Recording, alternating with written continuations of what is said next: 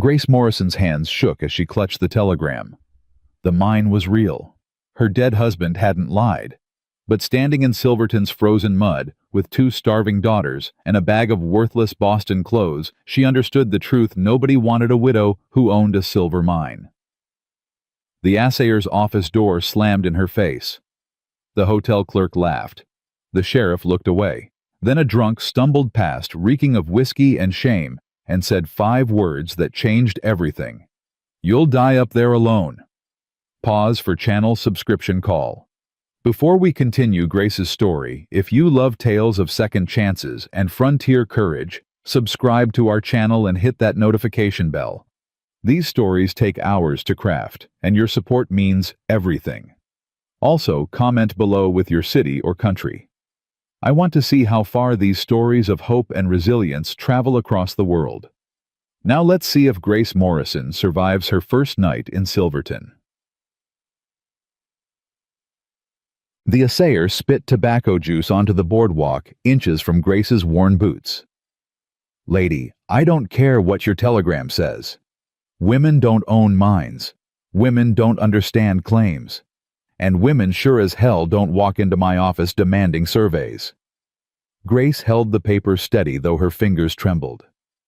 "My husband filed this claim 18 months ago. The deed is legal. I need you to verify the boundaries so I can—" "So you can what?" He leaned against the doorframe, arms crossed. "Dig silver out of a mountain, you and what crew?" His eyes traveled to her daughters, standing behind her in the street. "Them little girls gonna swing pickaxes." Lily, 8 years old, stepped forward. "Our papa said the mine was real," he said. "Your papa's dead, sweetheart." The assayer's voice wasn't unkind, just final. "Plenty of men die chasing silver dreams. Don't mean the dreams were real." Grace pulled Lily back, felt Emma's small hand grip her skirt. "I have money for the survey fee." "No, you don't." He nodded toward her threadbare coat, her daughter's 2 short dresses. "You got maybe $20 left, maybe less. That'll keep you fed for a week if you're careful. Then what? Then I work the claim." He laughed, actually laughed. "Go home, Mrs. Morrison. Back to Boston or wherever you crawled from. Silverton ain't for widows." The door shut. The lock clicked. Grace stood on the boardwalk, breathing carefully. "Don't cry. Don't let them see you cry." Behind her, the town moved: miners, trudging toward shift-change prostitutes, leaning from second-story windows, freight wagons churning mud into black soup. Nobody looked at her. Nobody stopped. "Mama?" Emma's voice was small. "Are we going to the mine now?" Grace looked up at the mountains. Silverton sat in a bowl of peaks 11,000 feet above the world, where winter came in September and didn't leave until June. It was October now. The aspens burned gold against granite cliffs. Beautiful, deadly. "Yes, baby, we're going to the mine." "How do we find it?" That was the question, wasn't it? Her husband's letters had been vague: 2 miles up Anvil Creek. Follow the old pack trail, look for the timber claim marker. But Anvil Creek had a dozen tributaries, and pack trails crisscrossed the mountains like spider webs. "We'll find it," Grace said. They walked toward the livery. She'd paid for 2 weeks of stable fees in Denver before the stagecoach north. Now she needed to retrieve her mare and the pack mule that carried everything they owned: 3 trunks of clothes, a bag of books, her husband's mining tools, and $12 in silver coins sewn into her corset. The livery owner was a thin man with kind eyes. He looked at her hire papers, then at her daughters, then back at the papers. "Mrs. Morrison, I hate to ask, but do you have a place to stay tonight?" "We're going to my husband's mine." "Ma'am." He removed his hat. "It's near 4 o'clock. Even if you knew exactly where you were going, you wouldn't make it before dark. And dark comes fast up here, fast and cold." "I'll manage." "There's a boarding house on—" "I tried the boarding house." Grace didn't elaborate. The landlady had taken one look at her and said, "No credit, no children, no exceptions." 3 other places had said the same. Silverton had plenty of rooms for miners, none for widows. The livery owner studied her for a long moment. There's a camp about a mile north. Old prospectors live there, men who worked out their claims or lost their grub stakes. They don't bother nobody. You could maybe— Thank you. Grace took the mare's lead rope. But we'll manage. She loaded the mule, tied the trunks down with shaking fingers, lifted Emma onto the mare's back, told Lily to hold on tight. The livery owner watched her go, hat still in his hand, saying nothing. They followed Anvil Creek north. The trail was clear at first, wide enough for wagons packed dirt markers every quarter mile. Then it narrowed. Then it split. Grace chose left because her husband's letter had mentioned crossing the creek twice. But after the second crossing, the trail vanished entirely. "Mama, I'm cold." Emma's teeth chattered. "I know, sweetheart." "Where's the mine?" "Close." It wasn't close. Grace had no idea where it was. She'd been a schoolteacher in Boston, for God's sake.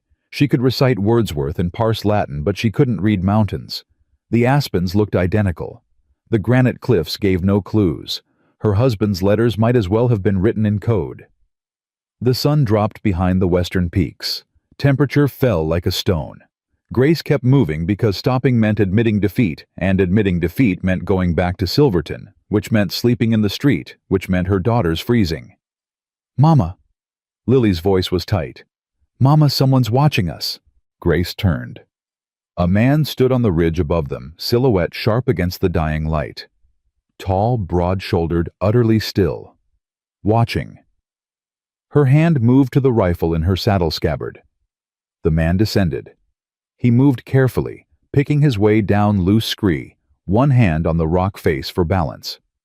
When he reached the trail, Grace saw him clearly, maybe 40 years old, unshaven clothes, worn but clean. His eyes were bloodshot. He smelled like whiskey. "You're lost," he said, not a question. "We're fine." "No, you're not." He pointed at the trail behind her. "That way leads to a mine shaft. Flooded. 100-foot drop.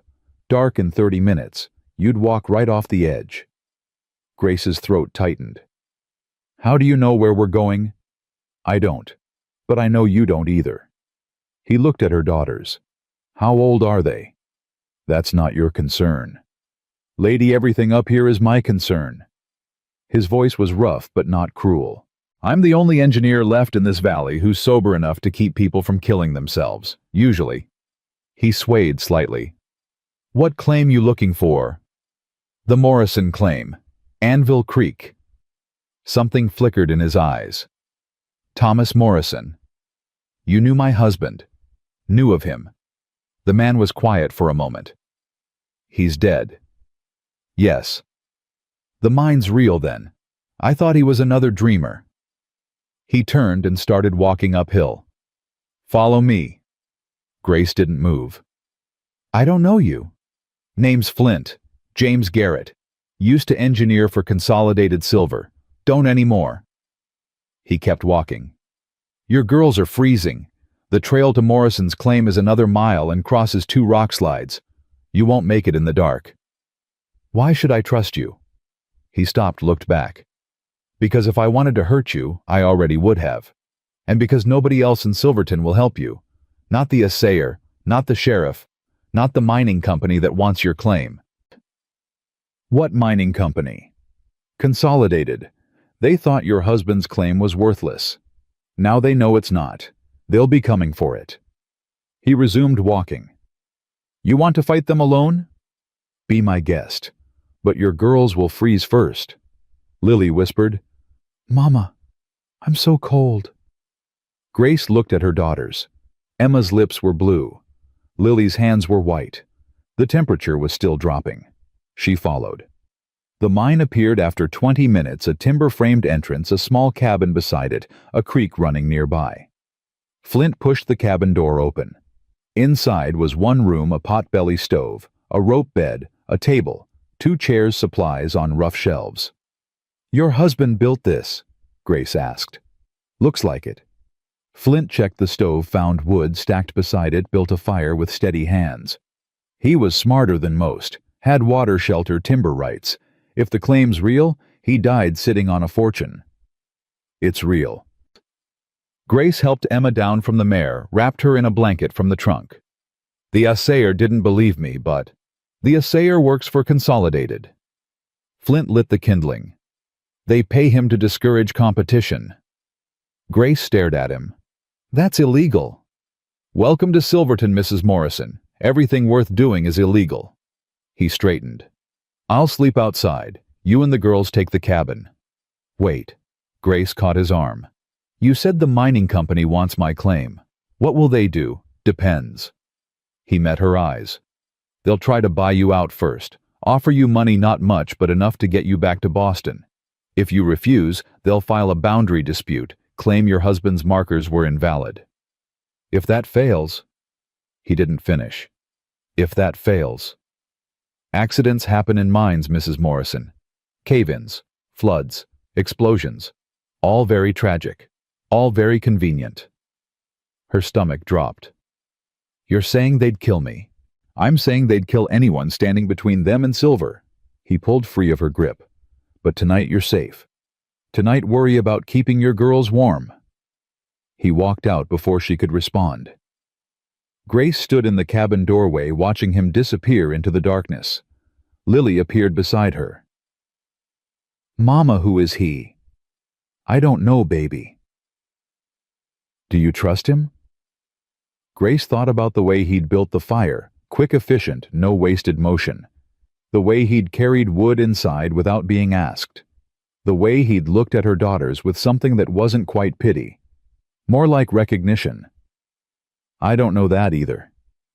But she closed the door and locked it anyway. The morning came cold and bright. Grace woke to find Flint already working, splitting wood, stacking it against the cabin wall, moving with purpose despite the tremor in his hands. He'd slept outside. Frost covered his coat. She opened the door. You'll freeze. Already frozen. He didn't look up. Coffee's on the stove. Made it at sunrise. Grace poured 2 cups, brought one outside. He took it without comment, drank it black. His hands shook so badly he nearly dropped the mug. How long since you've eaten? She asked. Don't remember. There's beans in my pack. And I don't need charity, Mrs. Morrison. It's not charity. It's payment. She met his eyes. You helped us last night. I'm repaying the debt. He studied her for a moment, then nodded once. They ate in silence, beans and hardtack coffee, so strong it tasted like punishment. The girls woke slowly, stumbling outside to stare at the mountains surrounding them. Lily walked to the mine entrance, peered into darkness. Don't go in there, Flint said sharply. Lily jumped back. I just wanted to see. It's not safe. Never go in a mine alone. Never go in without a lamp and a partner. Never go in if you smell rotten eggs or hear water rushing. He set down his coffee. Understand? Yes, sir. Flint, he corrected. Don't call me sir. I don't deserve it. Grace watched him. Why are you helping us? Because nobody helped me. He stood, brushed off his pants. 4 years ago, I designed a shaft for Consolidated. New silver vein, deep and rich. I calculated the support beams, the ventilation, the water table.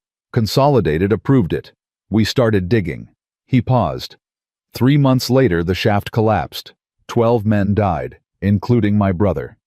His voice was flat. The investigation said it was my fault. Faulty calculations. Negligence. They were right. Were they? Flint looked at her. Does it matter 12 men died? I designed the shaft. That's all anyone needs to know. That's not all I need to know. Grace stepped closer. Did you make a mistake, or did Consolidated cut corners? I don't. He stopped. They rushed the timeline. I told them the ground wasn't stable. They ignored me, but I signed the plans anyway. So who's responsible, me or them? Both. That's not how the law sees it. The engineer signs. The engineer hangs. He picked up his axe. Figuratively, anyway. Consolidated fired me. Blacklisted me across the territory. Now I live on this mountain and drink until I can't remember their faces. Emma appeared in the doorway, rubbing her eyes. Mama, I'm hungry. I'll make breakfast, sweetheart. Flint watched Emma for a long moment. She looks like him. Like who? My brother, same eyes. He turned away. I'll check the mine entrance while you cook. Make sure it's stable. He disappeared into the timber before Grace could respond. The mine was a wound in the mountain. Flint stood at the entrance lamp held high, studying the support beams. They were solid. Thomas Morrison had known what he was doing, but the shaft beyond was dark and unknown. Could be 10 feet deep, could be 100. Is it safe? Grace appeared beside him. Safe enough. Your husband shored it properly. Flint pointed to the timbers. See those notches? That's good joinery. Means he cared about not dying. Can we go in? You got lamps, rope canaries? Grace blinked. Canaries? Birds. They die before you do if there's bad air. Miner's early warning system. He stepped back from the entrance. You don't have supplies. You don't have equipment. You don't even have a survey map showing where your claim boundaries are. Then help me get them. Flint turned to her. Mrs. Morrison. Grace. If we're going to work together, call me Grace. We're not working together. Why not? She crossed her arms. You said you were an engineer. I need an engineer. You said Consolidated wants my claim. I need someone who knows how they operate. And you clearly need a reason to live. His voice was bitter. That what you're offering redemption through hard labor. I'm offering wages and a chance to prove those 12 men didn't die because you're incompetent. They died because Consolidated is greedy. Flint stared at her. You're serious. I'm desperate. There's a difference. Grace stepped closer. I have a mine I can't work, 2 daughters I can't feed, and a mining company that wants me dead. You have skills I need and apparently nothing better to do than drink yourself to death on this mountain. So yes, Mr. Garrett, I'm serious. He was quiet for a long time. Behind them, the girls played by the creek throwing stones, their laughter bright and fragile. I haven't been sober in 4 years, Flint said finally. Then you're overdue. I'll fail you. I fail everyone. Maybe. Grace met his eyes. Or maybe you'll succeed. Only one way to find out. Flint looked at the mine entrance, then at the girls, then back at Grace. Something shifted in his face. Not hope exactly, more like the memory of hope. 1 month, he said. I'll survey the claim shore up the entrance, teach you basic safety protocols. After that, you're on your own. Agreed. And I work for wages, cash, not charity. I already said that. And I sleep outside, always. I don't... He stopped. I don't stay in places with children. Grace understood. Because they remind you of your brother. He didn't answer. Didn't need to. 1 month, Grace repeated. She held out her hand. Flint looked at it for a long moment, then shook. His grip was firm despite the tremor. 1 month. He agreed. Neither of them believed it. Odd. The first week was hell. Flint measured the claim boundaries while Grace tried to make the cabin livable. The roof leaked. The stove smoked. The creek water tasted like minerals. Every morning Grace woke to frost inside the windows, and her daughters shivering under inadequate blankets. Flint taught them to split wood patch leaks with pitch and canvas filter water through charcoal. He didn't talk much, just demonstrated, waited for them to try, corrected their mistakes with grunts and nods. But he was there every morning, sober and steady hands shaking less each day.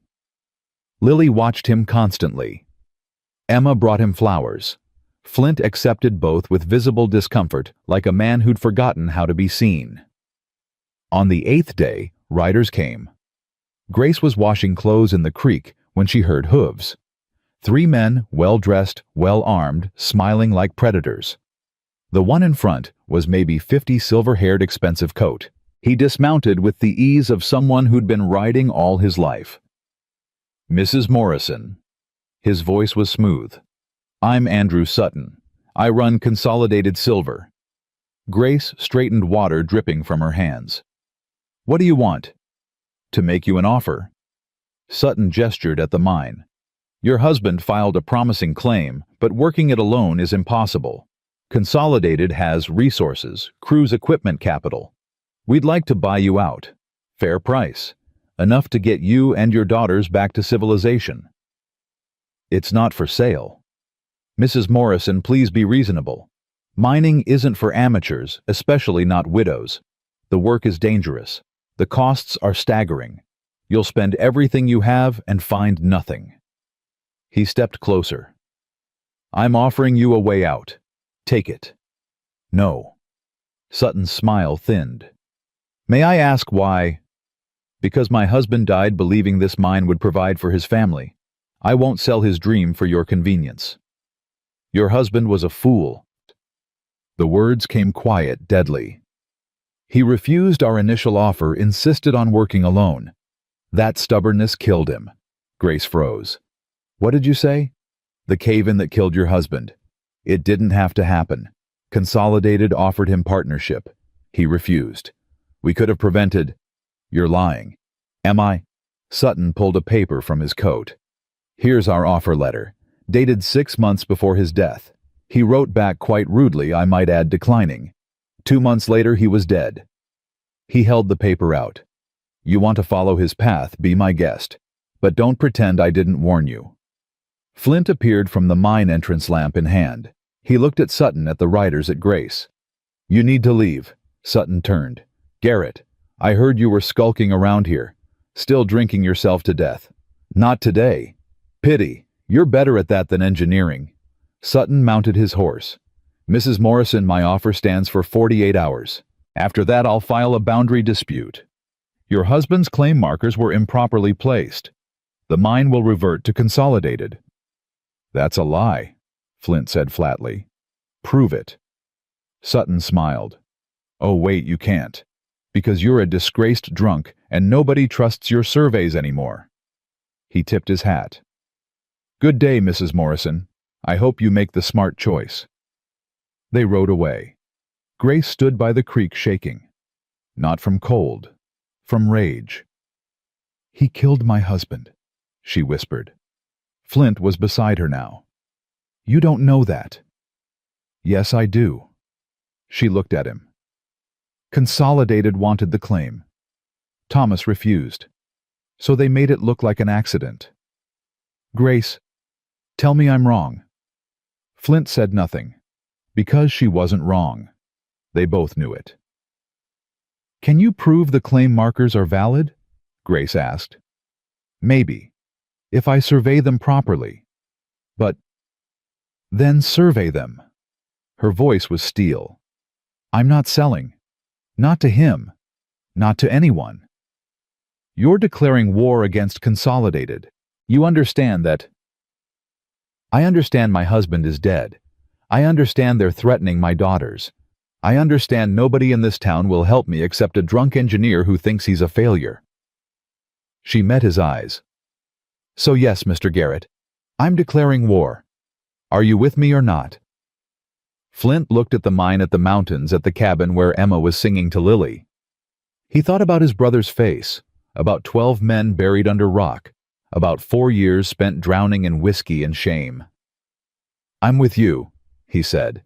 Grace nodded once. Then let's get to work. They worked like the mountain might collapse tomorrow.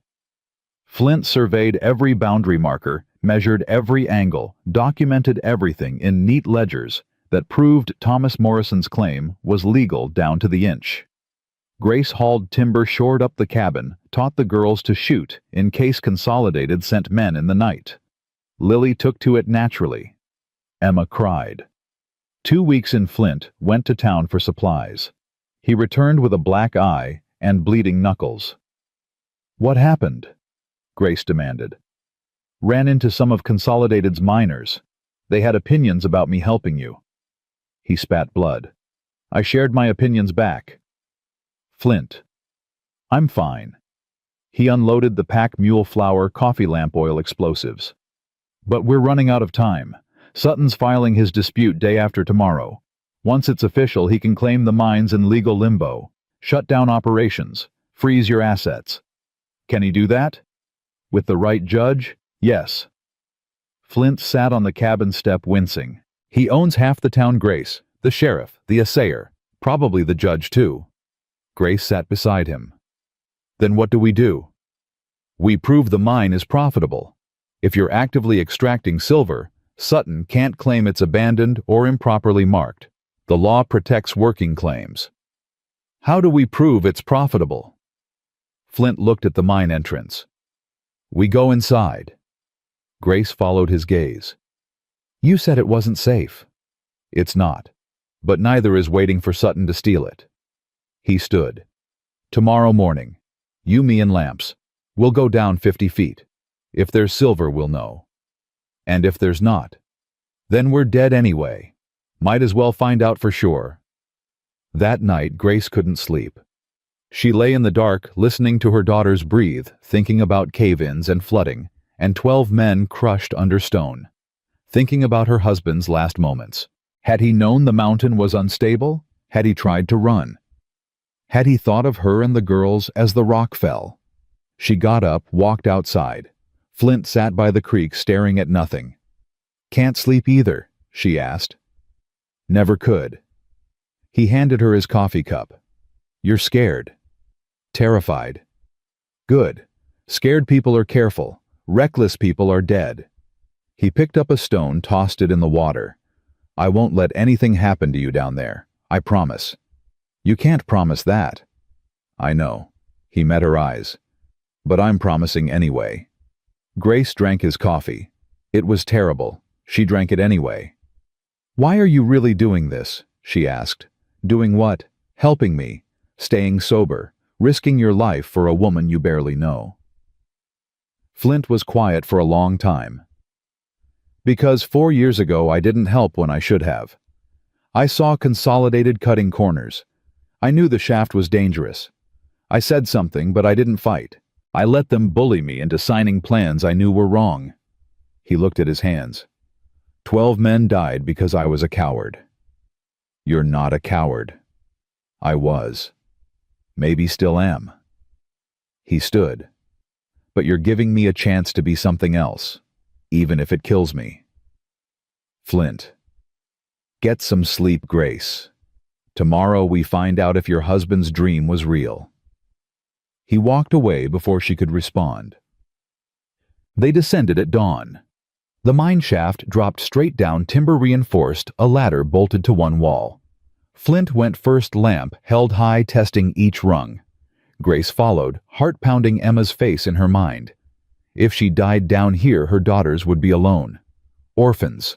Sutton would take the mine, take everything. Don't think about it, Flint called up. Just climb. 20 feet, 30. The air grew cold and damp. 40 feet. Grace's arms burned. 50 feet. The shaft opened into a horizontal tunnel. Flint helped her down, held the lamp up. Stay close, he said. They moved forward. The tunnel was narrow, barely wide enough for 2 people. Water dripped somewhere. The lamp cast wild shadows. Flint stopped. Look. Grace looked. The tunnel wall glittered. Is that silver? Flint touched the rock with trembling fingers.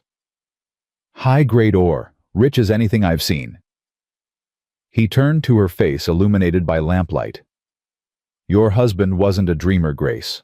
He found it. He actually found it. Grace's knees went weak. How much?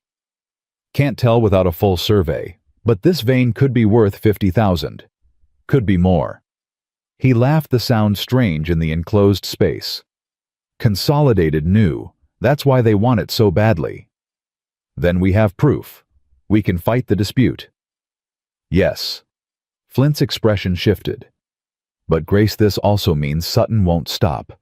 He'll try everything: legal challenges, sabotage, violence. He's got too much to lose. So do I. They stared at each other in the lamplight. 50 feet underground, standing on a fortune, 2 broken people who'd found something worth fighting for. Then we fight, Flint said. Grace nodded. Then we fight. They climbed back up. Sunlight hit Grace's face like a blessing. Lily and Emma ran to her, and she held them tight, breathing hard alive. "Did you find silver?" Lily asked. "Yes, baby." "Are we rich?" Grace looked at Flint. He was staring at the mine entrance like it was a battlefield. "Not yet," Grace said. "But we will be." If they survived. The assayer's office smelled like tobacco and corruption. Grace stood at the counter, Flint's survey documents spread between them, while the assayer pretended to study numbers he'd already decided to reject. "Mrs. Morrison, these measurements are accurate." Flint leaned against the doorframe, arms crossed. "I surveyed every marker twice. Thomas Morrison's claim is legal, filed properly, boundaries exact." The assayer didn't look up. "Mr. Garrett, given your history with Consolidated, I'm not sure your surveys carry much weight anymore." "My history is that I told the truth and they didn't like it." Flint stepped forward. "Those numbers are solid. You know it. I know it. Question is whether you're man enough to admit it." The assayer's jaw tightened. "I'll need to verify with the county office. Could take weeks." "The dispute hearing is in 3 days," Grace said quietly. "Then I suggest you pray for a miracle, Mrs. Morrison." He pushed the papers back across the counter. "Because without county verification, Judge Holloway will rule in Consolidated's favor. That's just how things work." Grace gathered the documents with steady hands. "How much did Sutton pay you?" The assayer's face went red. "Get out of my office." "How much?" Grace didn't move. "Because I'm curious what a man's integrity costs these days. Is it $50, $100? Or did he just promise you wouldn't lose your job when Consolidated owns half the county?" "I said get out." Flint put a hand on Grace's shoulder. "Come on, we're done here." They walked into the street. Silverton was busy Saturday afternoon, miners coming down from the high claims, prostitutes working the saloon circuit, freight wagons churning mud. Nobody looked at them. Nobody cared. "He's right, you know," Flint said. "Judge Holloway is Sutton's man. Has been for years. Without county verification, we'll lose." Grace watched a freight wagon pass loaded with silver ore heading to the smelter. Someone's fortune. Someone's dream realized. "Then we go over his head," she said. "To who?" "The territorial governor." Flint stared at her. "Grace, that's in Denver." "I know. 3 days' ride if the weather holds." She turned to him. "You said we needed proof the mine is profitable. We have proof. We just need someone honest to look at it." "The governor doesn't care about one widow's mining claim." "Maybe not. But he cares about corruption, about companies buying judges and officials, about fraud." Grace met his eyes. "You worked for Consolidated. You know how they operate. Help me document it. Every bribe, every threat, every corner they cut that killed miners." Flint's face went pale. "You're asking me to testify against them." "I'm asking you to tell the truth." "They'll destroy me. What's left to destroy anyway?" He looked away. "Everything. I've got a sister in Denver, a nephew. Consolidated knows where they live. If I talk, they'll threaten them. I know." Grace's voice softened. "I'm not asking you to sacrifice your family. I'm asking you to help me build a case strong enough that Sutton can't touch any of us." "That case doesn't exist." "Then we'll create it." Flint was quiet for a long moment. Down the street, miners stumbled out of a saloon laughing, drunk alive. 4 years ago his brother had been one of them. Young, stupid, trusting the company that promised safety and delivered coffins. "I'll write down what I know," Flint said finally. "Everything. Names, dates, bribes, shortcuts." But Grace, even with all that, the governor might not listen. Powerful men protect powerful men. Then we make him listen. "How?" Grace smiled, but it wasn't pleasant. "By making sure the newspapers hear the story first. Public pressure works wonders on political careers." Flint almost laughed. You're learning fast. I'm learning from you. They walked back to the livery in silence. Grace was halfway there when she realized Flint wasn't beside her anymore. She turned. He stood in the middle of the street staring at the saloon across from them. Flint, I need a drink. His voice was raw. I can't think about my brother without... Yes, you can. Grace walked back to him. You've been sober 2 weeks. Don't break now. You don't understand what it's like, remembering, seeing their faces, knowing I killed them. You didn't kill them. Consolidated did. I signed the plans. Under duress, after they ignored your warnings. Grace caught his arm. Flint, look at me. You're not drinking today. You're going back to that cabin, you're going to write down everything you know, and you're going to help me fight these bastards. Understand? He was shaking. Full-body tremors that had nothing to do with cold. I can't. You can, and you will, because Emma asked me this morning if you were her friend, and I said yes. Don't make me a liar. Flint's face crumpled. That's not fair. Nothing about this is fair, but we're doing it anyway. She pulled him toward the livery. Come on, we've got work to do. He followed. One step, another, away from the saloon, away from the bottle, away from 4 years of drowning. Grace didn't let go of his arm until they were on horseback heading back toward the mine. The cabin was cold when they arrived. Lily had kept the fire going, but barely. Emma was crying, wrapped in blankets, shivering. What's wrong? Grace knelt beside her. My stomach hurts, really bad. Grace felt her forehead, burning hot. Flint, get water boiling, now. He moved fast, building up the fire, setting the kettle on. Grace stripped Emma's dress, checked for rashes, felt for swelling. Nothing obvious. But the fever was real, and high fevers in children killed fast up here, where doctors were scarce and medicine scarcer. When did this start? Grace asked Lily. After lunch. She said her tummy felt funny. Then she threw up. What did she eat? Beans, same as me. Grace's mind raced. Food poisoning possible. But Lily was fine. Appendicitis too young maybe. Fever from bad water. They'd been filtering it, but Grace. Flint appeared with the kettle. There's willow bark in my pack. It'll help with the fever. You're sure? My brother used to get sick all the time. Ma made willow tea. He was already moving, digging through supplies. It won't cure her, but it'll buy us time. Time for what Grace didn't ask. Because the answer was time to ride to town, find a doctor, beg for help they couldn't afford from people who wanted them dead. Flint made the tea. Emma drank it whimpering. Grace held her rocking, singing songs from Boston that felt like they belonged to someone else's life. Lily sat by the fire, arms wrapped around her knees, silent. She's going to be okay, right, Mama? Yes, baby. You promise? Grace met Flint's eyes over Emma's head. He looked away. I promise. Grace lied. By midnight, Emma's fever broke. She slept fitful, but breathing color returning to her cheeks. Grace sat beside her, exhausted, terrified, grateful.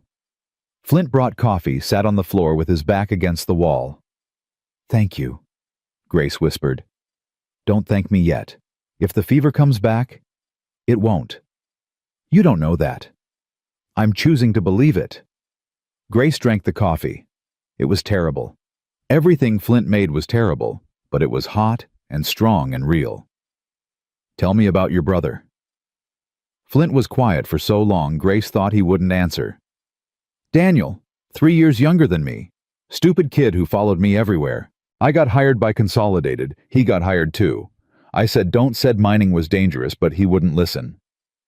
Flint's hands shook. He was in the first crew that went down after I signed the plans. 28 years old, going to marry a girl from Leadville, had the ring and everything. What was her name? Sarah. Pretty thing. Cried at the funeral for 3 hours straight. He stared at nothing. She married someone else 6 months later. Didn't blame her. Why wait for a dead man? Did you love her? What? No. He stopped. Maybe a little, but Daniel loved her more.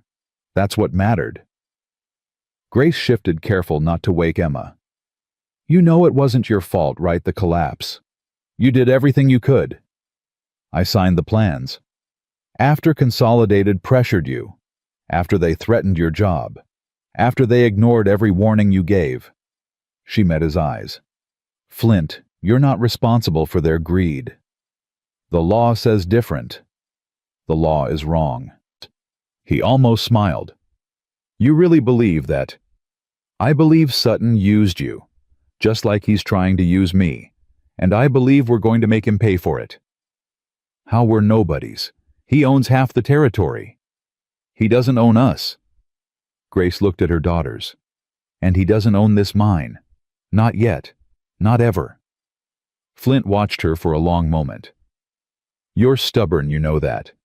I'm a widow with 2 children and $12 to my name. Stubborn is all I've got left. $13, Flint said. What? He pulled a coin from his pocket, set it on the floor between them. I'm paid up through the end of the month, remember? That's my first week's wages. Take it. Grace stared at the silver dollar. Flint, I can't. You can. Because Emma might need medicine, and because I'm not drinking it away this time. He stood. Get some sleep. I'll keep watch. He walked outside before she could argue. Grace picked up the coin. It was warm from his pocket, worn smooth from years of use. She thought about him sitting in saloons, spending these coins on whiskey, drowning piece by piece. Thought about him giving it to her instead. She put it with the others sewn into her corset, where Sutton's men couldn't find it. $13. A fortune. A joke. Enough to survive one more week if they were careful. She lay down beside Emma, closed her eyes, and tried not to think about what happened after that week was up. Morning came too fast. Grace woke to Lily shaking her shoulder, eyes wide, terrified. Mama, there are men outside. Grace was up instantly, rifle in hand, heart pounding. Through the cabin's one window, she saw them 5 riders, Consolidated men by their look, circling the cabin like wolves. Andrew Sutton sat his horse at the front, smiling. Flint was already outside, standing between the riders and the cabin door, unarmed except for an axe. Grace pushed the door open. Get inside, Flint. Not yet. He didn't take his eyes off Sutton. Let's hear what the man wants. Sutton dismounted, brushing dust from his coat. Mr. Garrett, still playing hero for lost causes. Still buying judges and killing minors. Sutton's smile never wavered. I'm here with a final offer, Mrs. Morrison. $5,000 for the claim. Cash. Today. Enough to get you and your daughters somewhere safe. Grace stepped onto the porch, rifle loose in her hands. I already refused. That was before you knew what you were facing. Disputed claims take months to resolve. During that time, you can't work the mine. Can't extract ore. Can't make money. He gestured at the cabin. How long can you survive up here? A month. 2 winters coming. Food's expensive. Medicine more so. Your daughter was sick last night. What happens next time? Grace's blood went cold. How did you know Emma was sick? I know everything that happens in my territory, Mrs. Morrison. Everything. He stepped closer. I'm not your enemy. I'm a businessman making a fair offer. Take it. Save your girls the suffering. By giving you what you want. By accepting reality. Sutton's voice hardened. You can't win this. The judge will rule against you. The county will seize the claim for unpaid fees. And then where will you be? Penniless. Homeless. Alone. Is your pride worth that? Flint moved, putting himself between Sutton and Grace. She said no. Time to leave. Or what? You'll hit me with that axe. Sutton laughed. Garrett, you're a drunk and a failure. Everyone knows it. You couldn't save your brother. You won't save her. Flint's knuckles went white on the axe handle. Walk away, Grace said quietly, before I shoot you for trespassing.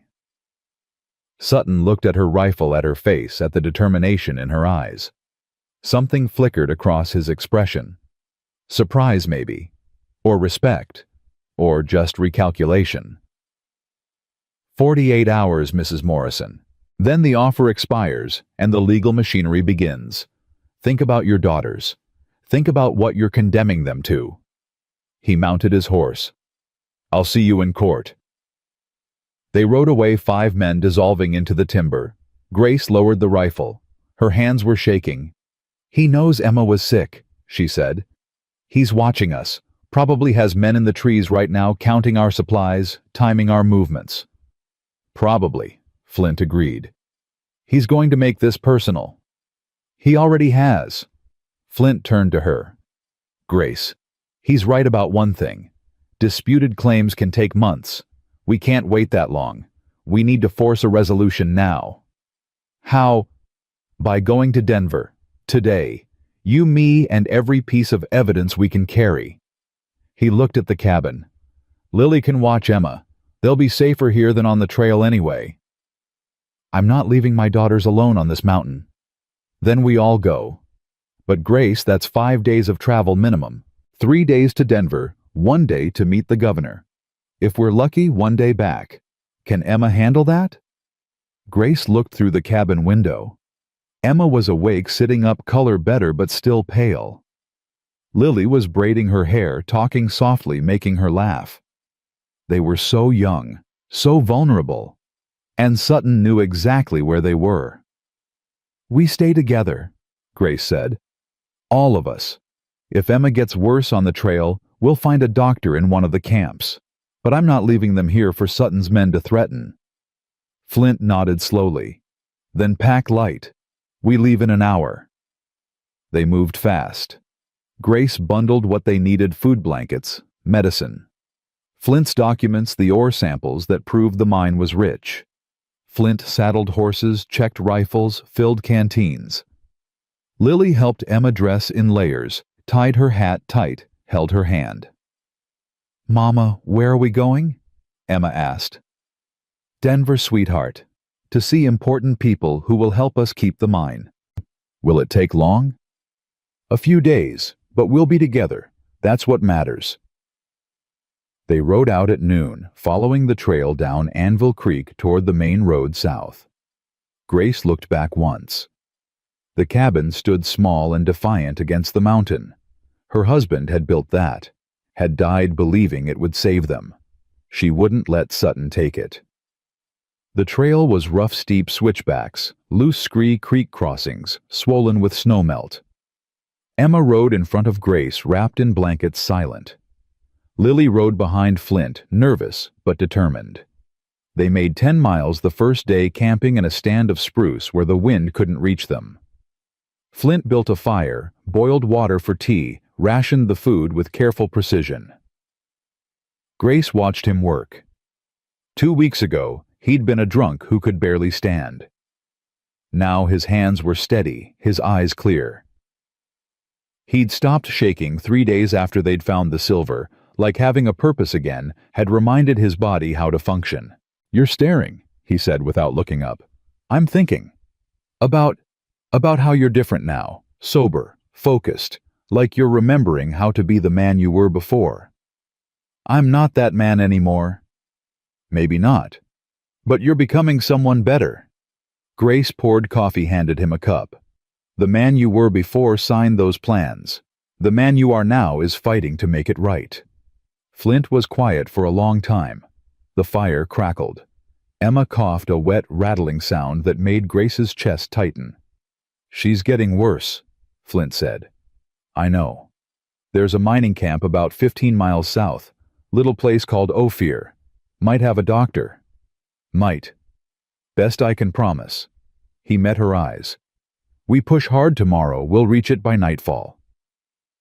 Grace looked at Emma, asleep against Lily, breathing too fast. Then we push hard. They rode before dawn, following the trail by starlight, stopping only to water the horses. Emma's fever returned by mid-morning. By noon she was delirious, crying, calling for her father. Grace held her singing, praying, bargaining with a God she hadn't spoken to since her husband died. Just a little longer, baby. Just a little longer. Ophir appeared as the sun set a handful of cabins, a stamping mill, a saloon.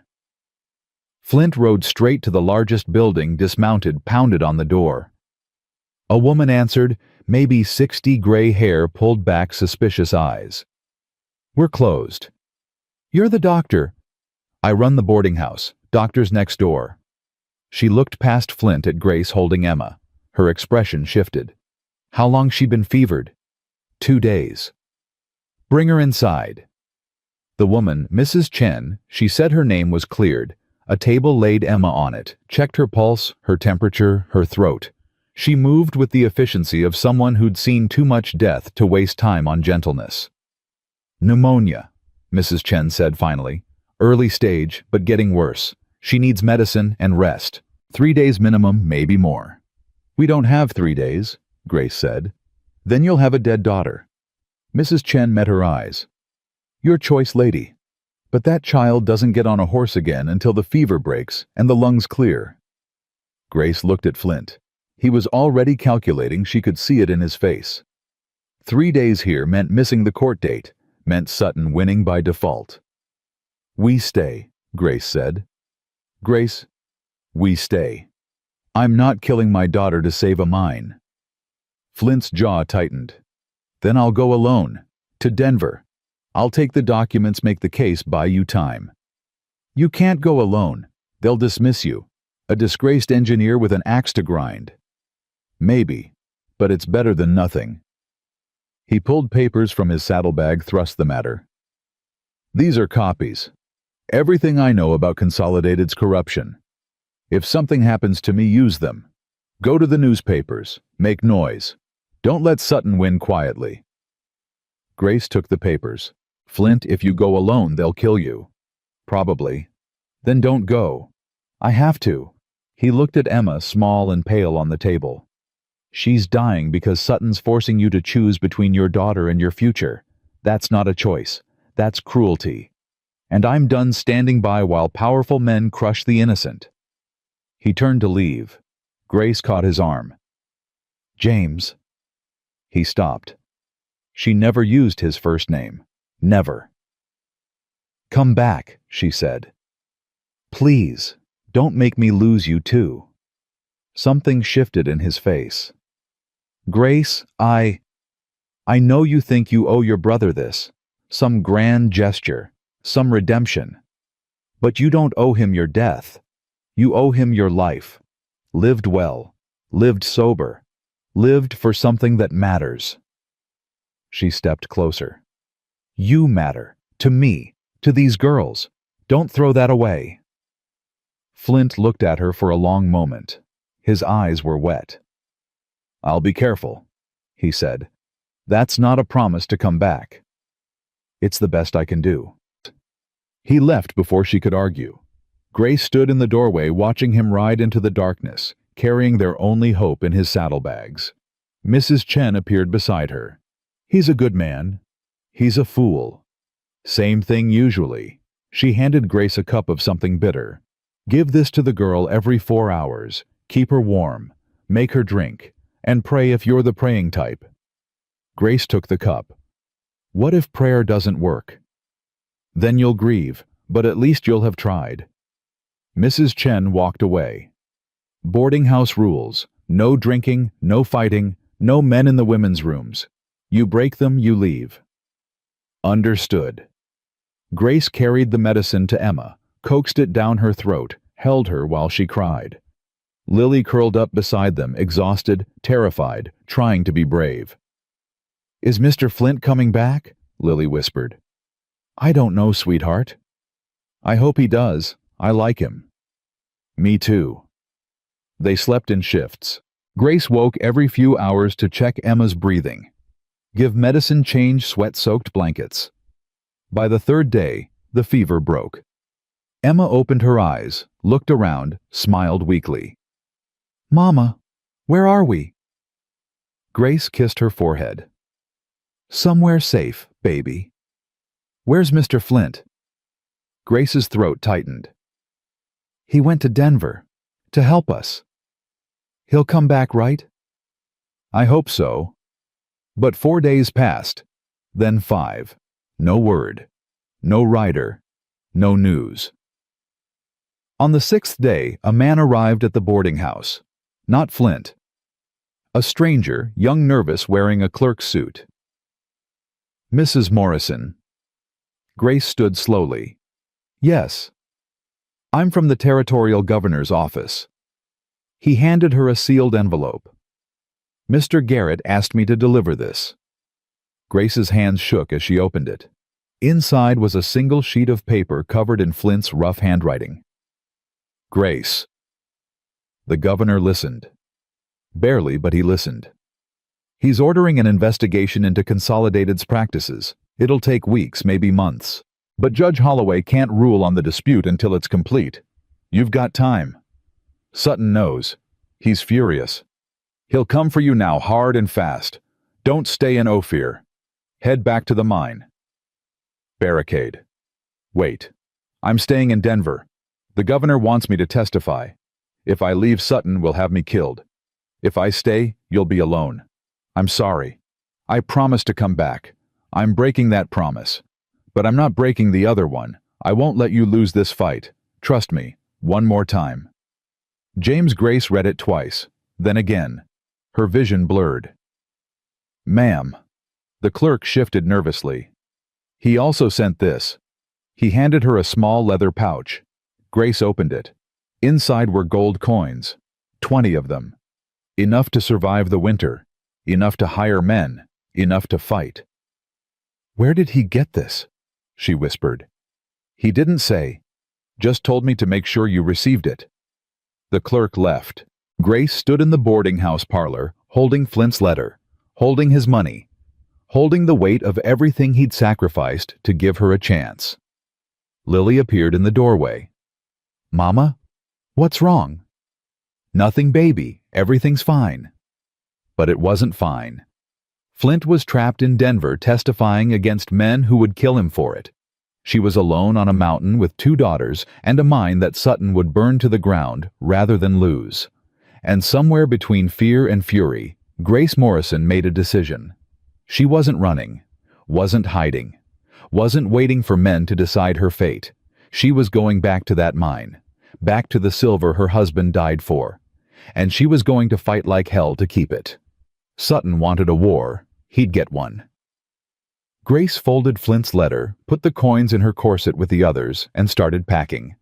Emma was well enough to ride. Lily was strong enough to help. And Grace was angry enough to take on Consolidated Silver single-handed if she had to. Get your things, girls, she said quietly. We're going home. They reached the mine at dusk on the 8th day. The cabin stood exactly as they'd left it, door shut, windows intact. But something felt wrong. Grace felt it in her spine the way animals sense storms. Stay on the horses, she told the girls. She dismounted slowly, rifle-ready eyes scanning the tree line. Nothing moved. No smoke from chimneys in the valley below. No birds calling. Just silence, thick and waiting. The cabin door swung open at her touch. Inside, everything was destroyed. Flowers scattered across the floor. Blankets shredded. Her husband's mining tools bent and broken. The stove kicked over ashes everywhere. And on the table, pinned with a knife, a note in neat handwriting, final warning, leave or burn. Grace stood in the ruins breathing carefully. Not crying, not yet. Crying was weakness, and weak women lost their children to men like Sutton. Mama! Lily's voice trembled from the doorway. What happened? Sutton happened. Grace pulled the knife from the table, folded the note, put it in her pocket. Evidence. Come inside, girls. We need to clean this up before dark. But Mama, everything's broken. Then we'll fix it. Grace met her daughter's eyes. We don't run, Lily. Not from this. Not from anything. They worked until midnight. Grace salvaged what she could, a few unbroken dishes, some blankets the raiders had missed enough flour from the barrel to make bread if they were careful. Lily swept ashes. Emma, still weak but determined, sorted through scattered supplies. By the time they finished, the cabin looked almost livable again. Almost. Grace lay awake that night, rifle across her lap, listening. Every crack of timber made her jump. Every wind gust sounded like footsteps. The girls slept fitfully, curled together for warmth and comfort. At dawn, Grace walked to the mine entrance. It was still intact. The raiders hadn't touched it. Either they didn't know about the silver, or Sutton wanted the mine working when he finally took it. Easier to steal a productive claim than a collapsed shaft. She stood at the entrance, remembering Flint's lessons. Never go in alone. Never go in without light. Never go in without telling someone where you are. But there was no one to tell. No one to help. Just her and 2 children and a mountain full of silver that might as well be on the moon for all the good it did them. Mrs. Morrison. Grace spun rifle up. A man stood 20 feet away, hands raised, no weapon visible. He was maybe 50, Mexican or Spanish, weathered face, kind eyes. Easy, senora. I'm not here to hurt you. Then why are you here? My name is Miguel Santos. I worked with your husband. He helped me once when Consolidated tried to claim jump my digging. I heard you were in trouble. He lowered his hands slowly. I came to help. Grace didn't lower the rifle. How did you hear? Miners talk. Word spreads. They're saying Sutton's going after you hard. Some of us remember what he did to the Martinez family, the Johnsons, the Chen brothers. Miguel's voice was quiet. We remember who stands up to Consolidated and who disappears. And you want to stand up. I want to repay a debt. Your husband saved my claim. I can't save his, but I can help his widow keep it. He gestured toward the mine.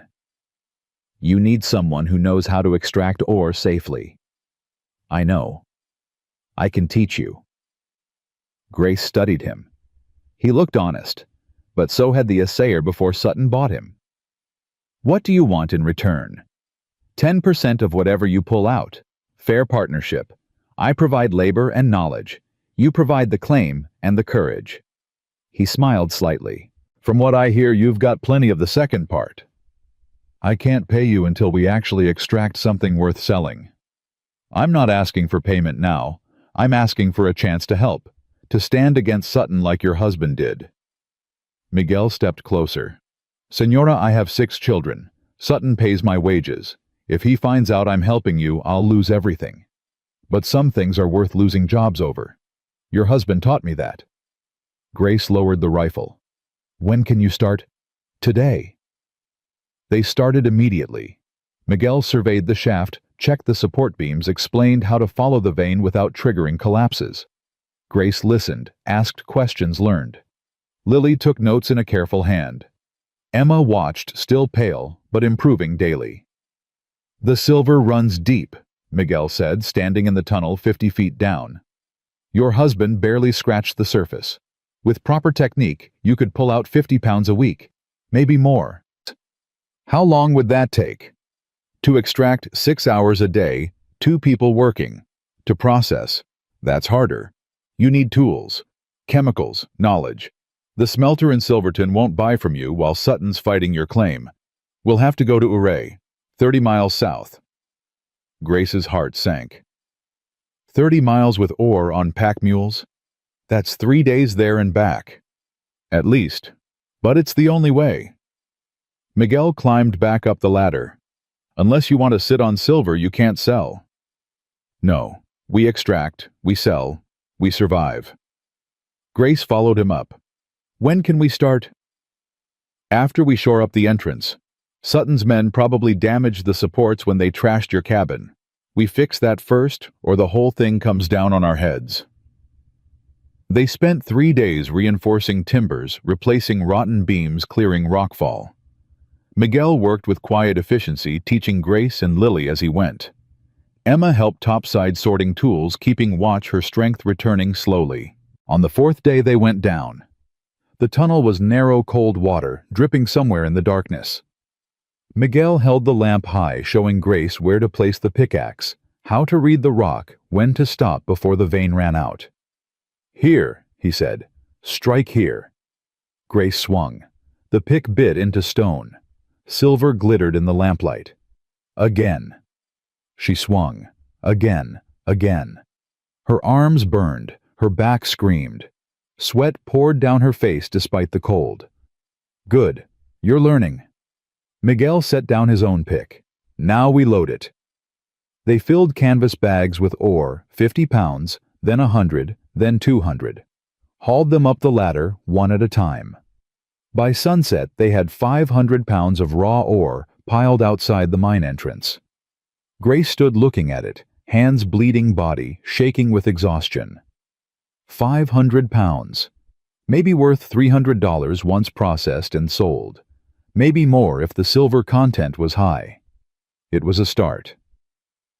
"Tomorrow we dig more," Miguel said. "Day after we take the first load to Ouray, you, me, and the mules. The girls stay here. I'm not leaving them alone." "Then we don't sell the ore. We sit on it until Sutton gets tired of waiting and burns this place to the ground with all of you inside." Miguel met her eyes. "Senora, you can't protect them and fight him at the same time. Choose." Grace looked at the cabin. Lily stood in the doorway, Emma beside her, both watching. So young, so vulnerable. And she was about to leave them alone on a mountain where Sutton's men prowled like wolves. "I'll talk to them," she said. That night, Grace sat the girls down by the fire. "I need to take the ore to Ouray. 3 days. Maybe 4 if the weather turns. Mr. Santos will come with me." "Who'll stay with us?" Emma asked. "No one. You'll be alone." Lily's face went white. "Mama, what if the bad men come back?" "Then you hide. There's a cache in the woods behind the cabin Mr. Santos showed me today. Supplies, water, blankets. If anyone comes, you run there. You stay quiet. You wait for me to come back." "And if you don't come back?" Grace pulled both girls close. "I will. I promise. But if something happens, if I'm not back in 5 days, you go to Mrs. Chen in Ophir. You tell her everything. She'll help you." "I'm scared, Mama." "I know, baby. I'm scared too. But we're doing this anyway. Because that silver is our future. Our way out. Our chance to live without Sutton's threats hanging over us." Grace kissed Emma's forehead, then Lily's. "You're Morrison girls. Your papa taught you to be brave. Show me I was right to believe in you." Lily straightened. "We can do it." "Emma." Emma nodded, tears on her cheeks. "We can do it." "That's my girls." They left at dawn. Grace, Miguel, and 4 mules loaded with ore. Lily and Emma stood in the cabin doorway, waving, trying to smile. Grace looked back once, memorizing their faces, then turned away before the tears came. The trail to Ouray wound through high passes and narrow canyons. Miguel led silent and watchful. Grace followed rifle-ready eyes, scanning for Sutton's men. They camped the first night in a box canyon, no fire, eating cold beans and hardtack. "You think Sutton knows where we're going?" Grace asked. "He knows. He always knows. Question is whether he tries to stop us or lets us make it to Ouray so he can steal the money on the way back." "Comforting." Miguel smiled slightly. "I'm not here to comfort you, Senora. I'm here to help you survive. Those are different things." "How did you survive all these years working for Consolidated?" "By being useful. By keeping my head down. By never giving Sutton a reason to notice me." He poked at the cold beans with his spoon. "Your husband was different. He fought. He made noise. He died for it." "Do you think I'm going to die for it too?" "Maybe. Probably. But you'll die standing up, which is more than most of us can say." Miguel set down his plate. "Get some sleep. Tomorrow's the hard part." The hard part was a narrow trail along a cliff face, barely wide enough for the mule's 200-foot drop on one side. They moved slowly, carefully, Grace's heart in her throat, every time a mule's hoof slipped on loose rock. Halfway across, riders appeared ahead. 3 men blocking the trail rifles across their saddles. Grace recognized one, the man from Sutton's crew who'd circled her cabin, the one with the scar across his cheek. "Mrs. Morrison?" He smiled. "Going somewhere?" Grace stopped the mules. "Out of my way." "Can't do that. Mr. Sutton wants to talk to you, back in Silverton, about terms." "I'm not interested in his terms." "Didn't ask if you were interested, just said he wants to talk." The man nudged his horse forward. "Come peaceful, we'll make sure you get there safe. Come fighting well." He glanced at the cliff edge. Accidents happen on these trails. Miguel moved his hand toward his rifle. Grace caught his arm, shook her head slightly. "If I go back with you," she said carefully, "what happens to my ore?" "Consolidated will buy it. Fair price. Consider it a down payment on the claim." "And if I refuse?" "Then we take the ore anyway. And you." His smile widened. "Your choice, lady. Easy or hard?" Grace looked at the cliff drop, at Miguel's tense face, at the 3 rifles pointed at her chest. She thought about Lily and Emma alone at the cabin, about Flint trapped in Denver testifying, about her husband buried under rock and silver. "I'll go with you," she said. "But Miguel takes the ore to Ouray, sells it, brings the money back to my daughters. That's the deal." "No deal, lady. Sutton wants—" "I don't care what Sutton wants." Grace's voice was ice. "You take me. Miguel takes the ore. Or I ride this mule straight off that cliff right now and you explain to Sutton why his prize witness is dead at the bottom of a canyon." The man's smile faded. "You're bluffing." "Am I?" Grace urged her mule toward the edge. One more step and they'd both go over. "Wait." The man raised a hand. "Jesus, lady, you're insane." "I'm a widow with nothing left to lose. There's a difference." Grace steadied the mule. "Do we have a deal?" The scarred man looked at his companions. They shrugged. Finally he nodded. "Fine. Santos takes the ore. You come with us, but if you try anything—" "I won't. I'm done running." Grace dismounted, handed Miguel her rifle. "Take care of the girls. Whatever happens, make sure they're safe." "Señora." "Go, Miguel. That's an order." Miguel's jaw tightened, but he took the lead rope, started down the trail toward Ouray, the mules following. Grace watched him disappear around a bend, carrying her only hope of paying for food, for supplies for survival. Then she turned to the scarred man.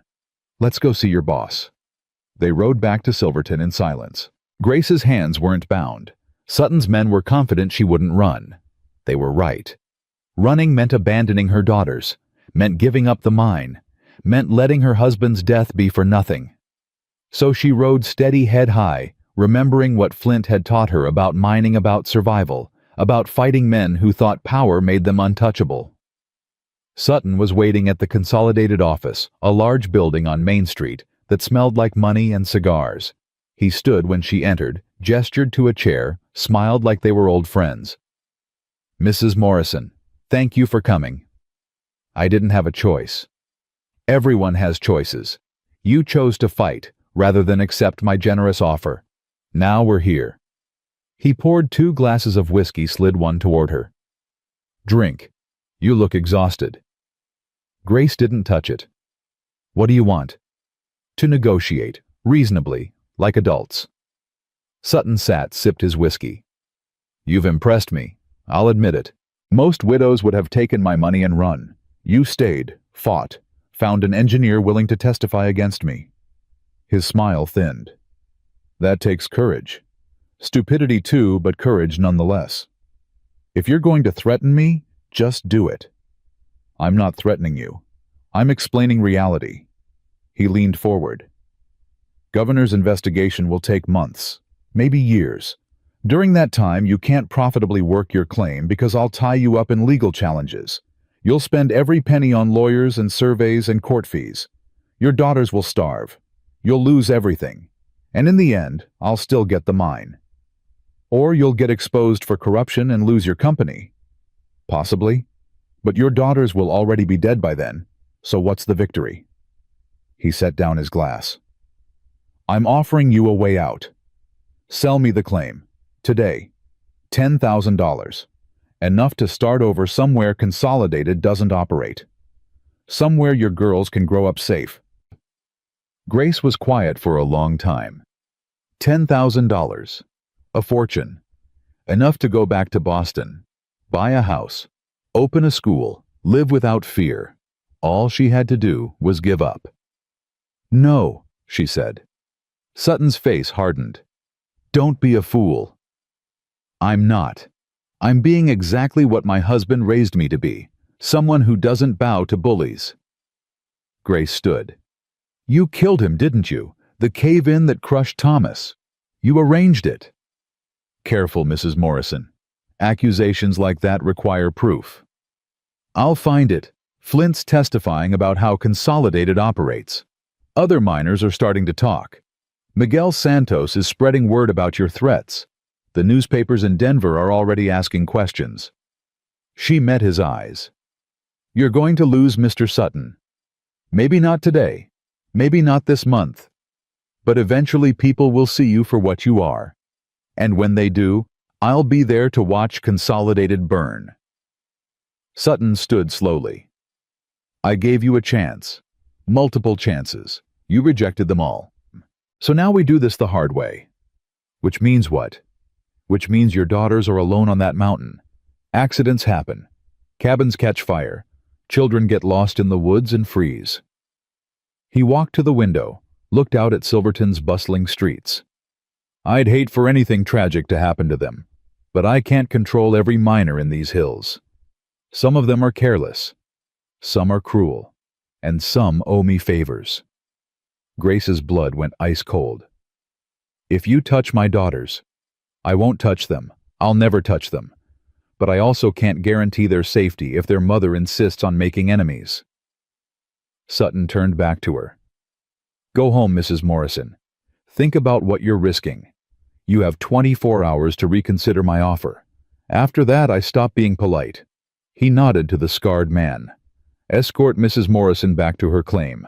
Make sure she arrives safely. Grace walked out, legs shaking, fury burning so hot she thought she might spontaneously combust. Behind her, Sutton's laughter followed, soft and mocking. They gave her a horse, rode with her halfway to the mine, then turned back, leaving her alone on the trail. Grace rode hard, fear clawing at her chest. 24 hours. Sutton had given her daughters 24 hours before his threats became action. She reached the cabin at midnight. The door was open. Grace's heart stopped. Lily Emma. Silence. She dismounted, rifle ready, moving toward the dark doorway. Girls, if you're hiding, come out. It's Mama. Nothing. Grace stepped inside. The cabin was empty. Blankets gone. Supplies gone. No sign of struggle. No blood. Just emptiness. On the table, another note. They're safe, for now, accept the offer. Grace stood in the dark cabin, holding the note, shaking so hard she couldn't breathe. He took them. Sutton took her daughters, took the only things in the world that mattered. She sank to the floor, still holding the rifle, still holding the note. Alone. Completely alone. And somewhere in the darkness, she heard herself laugh. Not humor, something else, something sharp and jagged and broken. Because Sutton had made a mistake. He'd thought taking her daughters would make her surrender. He was wrong. Grace Morrison stood up, checked her rifle, reloaded, walked back outside and mounted her horse. She wasn't going to Ouray, wasn't going to Denver, wasn't going anywhere except Consolidated's office to put a bullet through Andrew Sutton's skull. She'd lost her husband to Consolidated's greed. She wouldn't lose her daughters, too. Even if it meant burning the whole company down, even if it meant hanging for murder, even if it meant destroying herself in the process. Sutton wanted war. He'd started one he couldn't finish. Grace rode toward Silverton, rifle across her lap, moonlight turning the trail to silver.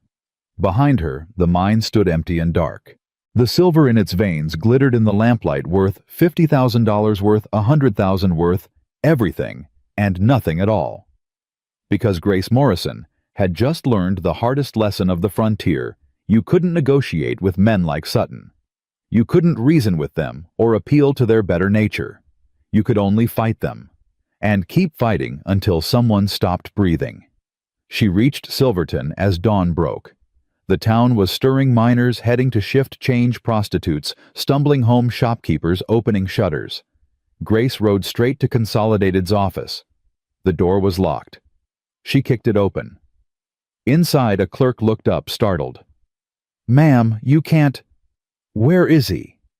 "Mr. Sutton isn't here. He's—" Grace raised the rifle, pointed it at the clerk's face.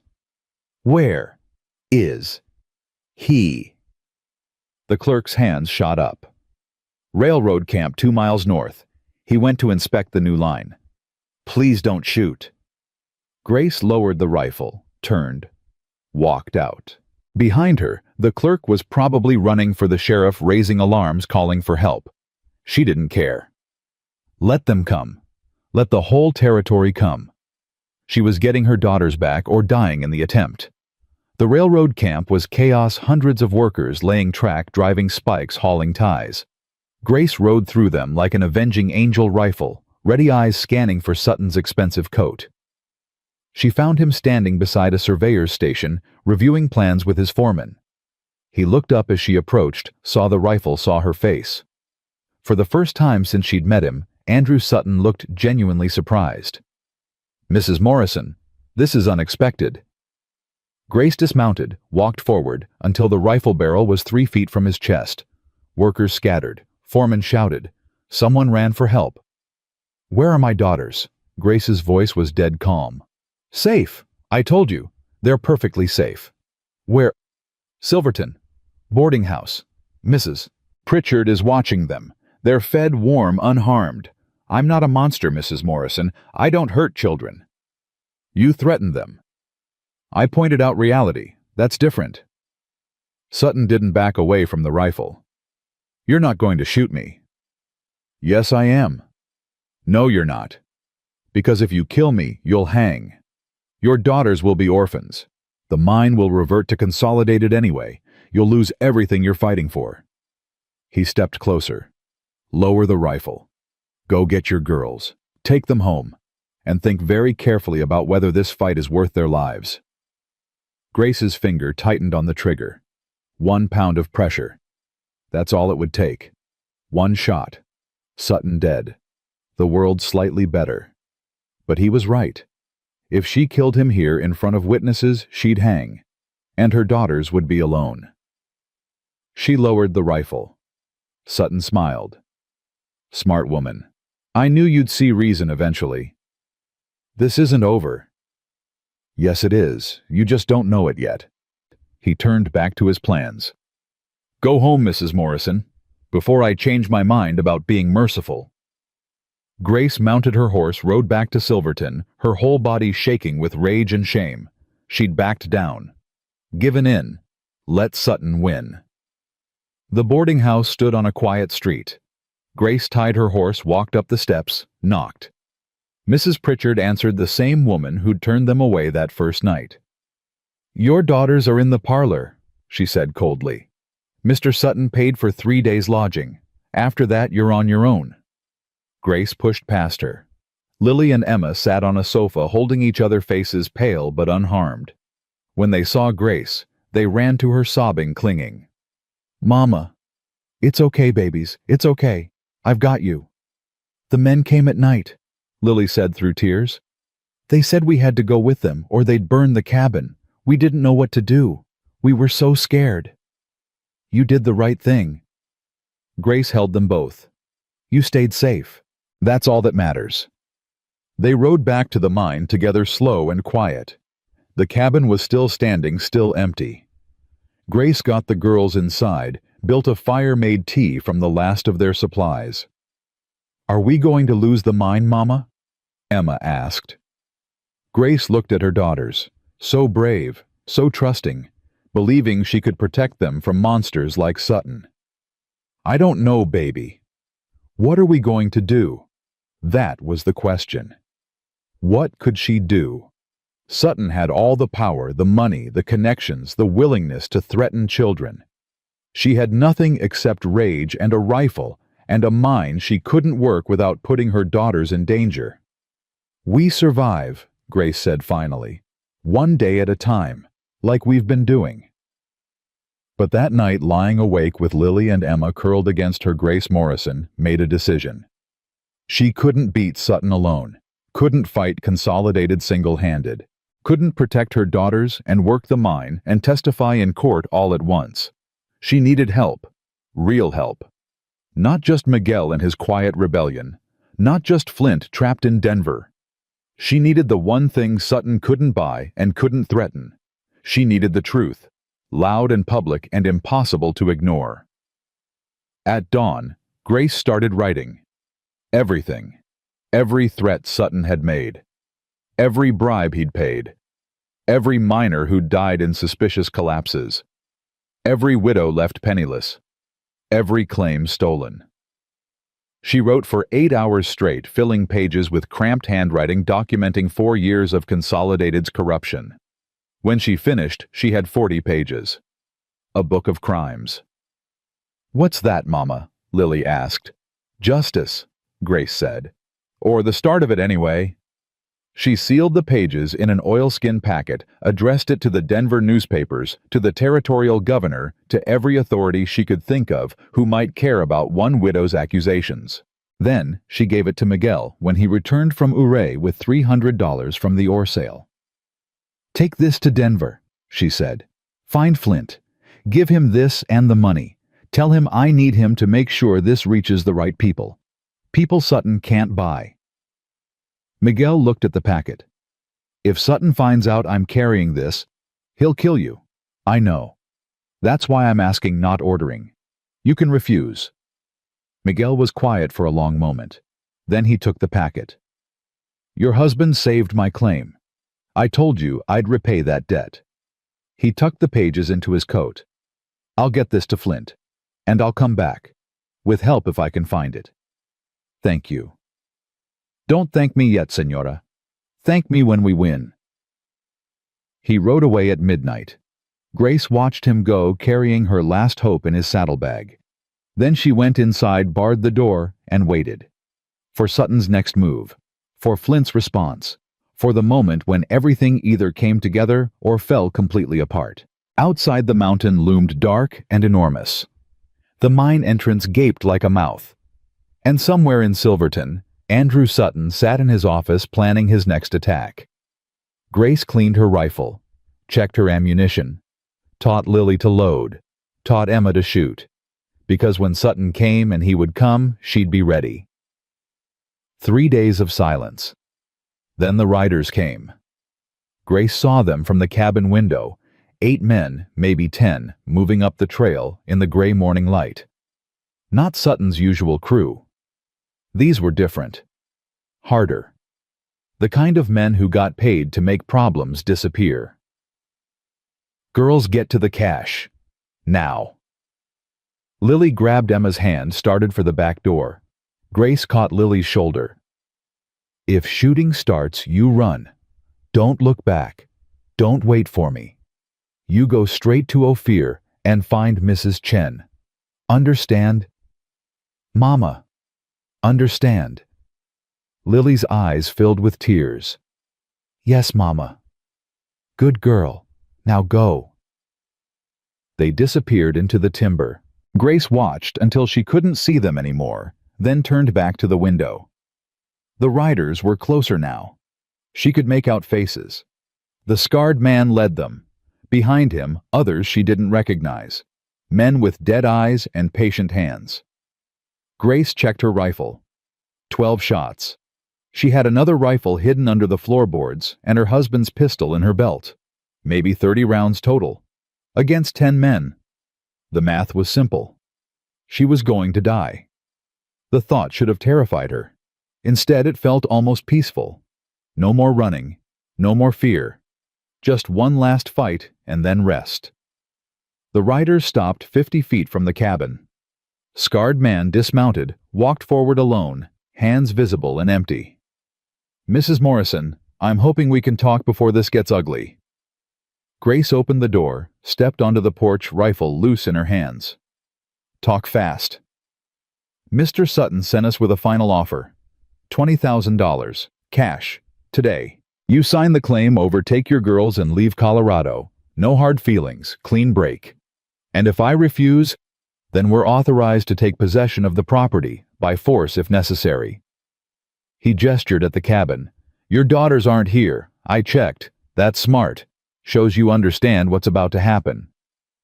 "You're going to kill me." "Only if you make us. Mr. Sutton would prefer you alive. Witnesses complicate things, but he's done being patient." The scarred man pulled papers from his coat. "Sign these. Transfer the deed. Walk away. Live to see your girls grow up." Grace looked at the papers. Legal documents probably drawn up by Sutton's lawyers, probably worthless once she was dead anyway. Because men like Sutton didn't leave loose ends. Even if she signed, even if she left, he'd find a way to silence her eventually. "How much is he paying you?" she asked. $50. Each." "That's all $50 to murder a widow." The scarred man shrugged. "It's honest work, better than mining." "It's evil." "Maybe, but evil pays better." He held out the papers. "Last chance, Mrs. Morrison." Grace raised the rifle, pointed it at his chest. "Get off my land." He sighed. "Figured you'd say that." He stepped back. The other riders dismounted, spread out rifles ready. Professional, efficient. They'd done this before. Grace fired. The scarred man dove sideways. Her bullet took the man behind him in the shoulder, spun him around. The others opened fire bullets, chewing into the cabin wall, splintering wood, shattering windows. Grace dropped behind the doorframe, reloaded, fired blind through the broken window. Heard someone scream. Reloaded again. The cabin was coming apart around her, each bullet finding wood and glass and stone. A voice shouted, "Flank her around the back." Grace abandoned the front door, ran to the rear window. 2 men were circling toward the cache where her daughters were hiding. She fired twice. Both men dropped. Not dead, she could hear them cursing, but hurt enough to slow down. More bullets hammered the cabin. Grace reloaded with shaking hands. 5 shots left in this rifle. The other rifle was across the room. The pistol had 6 rounds. 11 shots total against 6 men still standing. The shooting stopped. Silence, heavy and waiting. "Mrs. Morrison?" The scarred man's voice came from somewhere left of the cabin. "You got 2 of my men. I'm impressed. But you're out of time. We're coming in. You can die fighting or die running. Either way, you're dying today."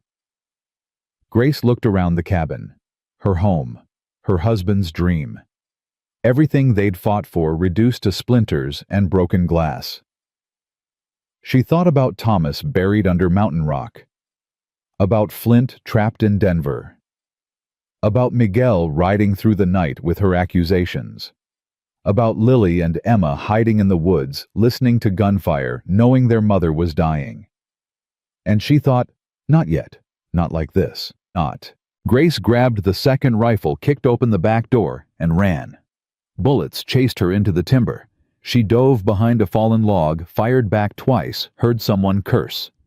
Then she was up and running again, deeper into the forest, away from the cabin, away from her daughter's hiding place, leading them away, making herself the target.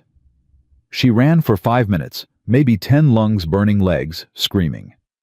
Behind her the men followed, crashing through brush, shouting directions.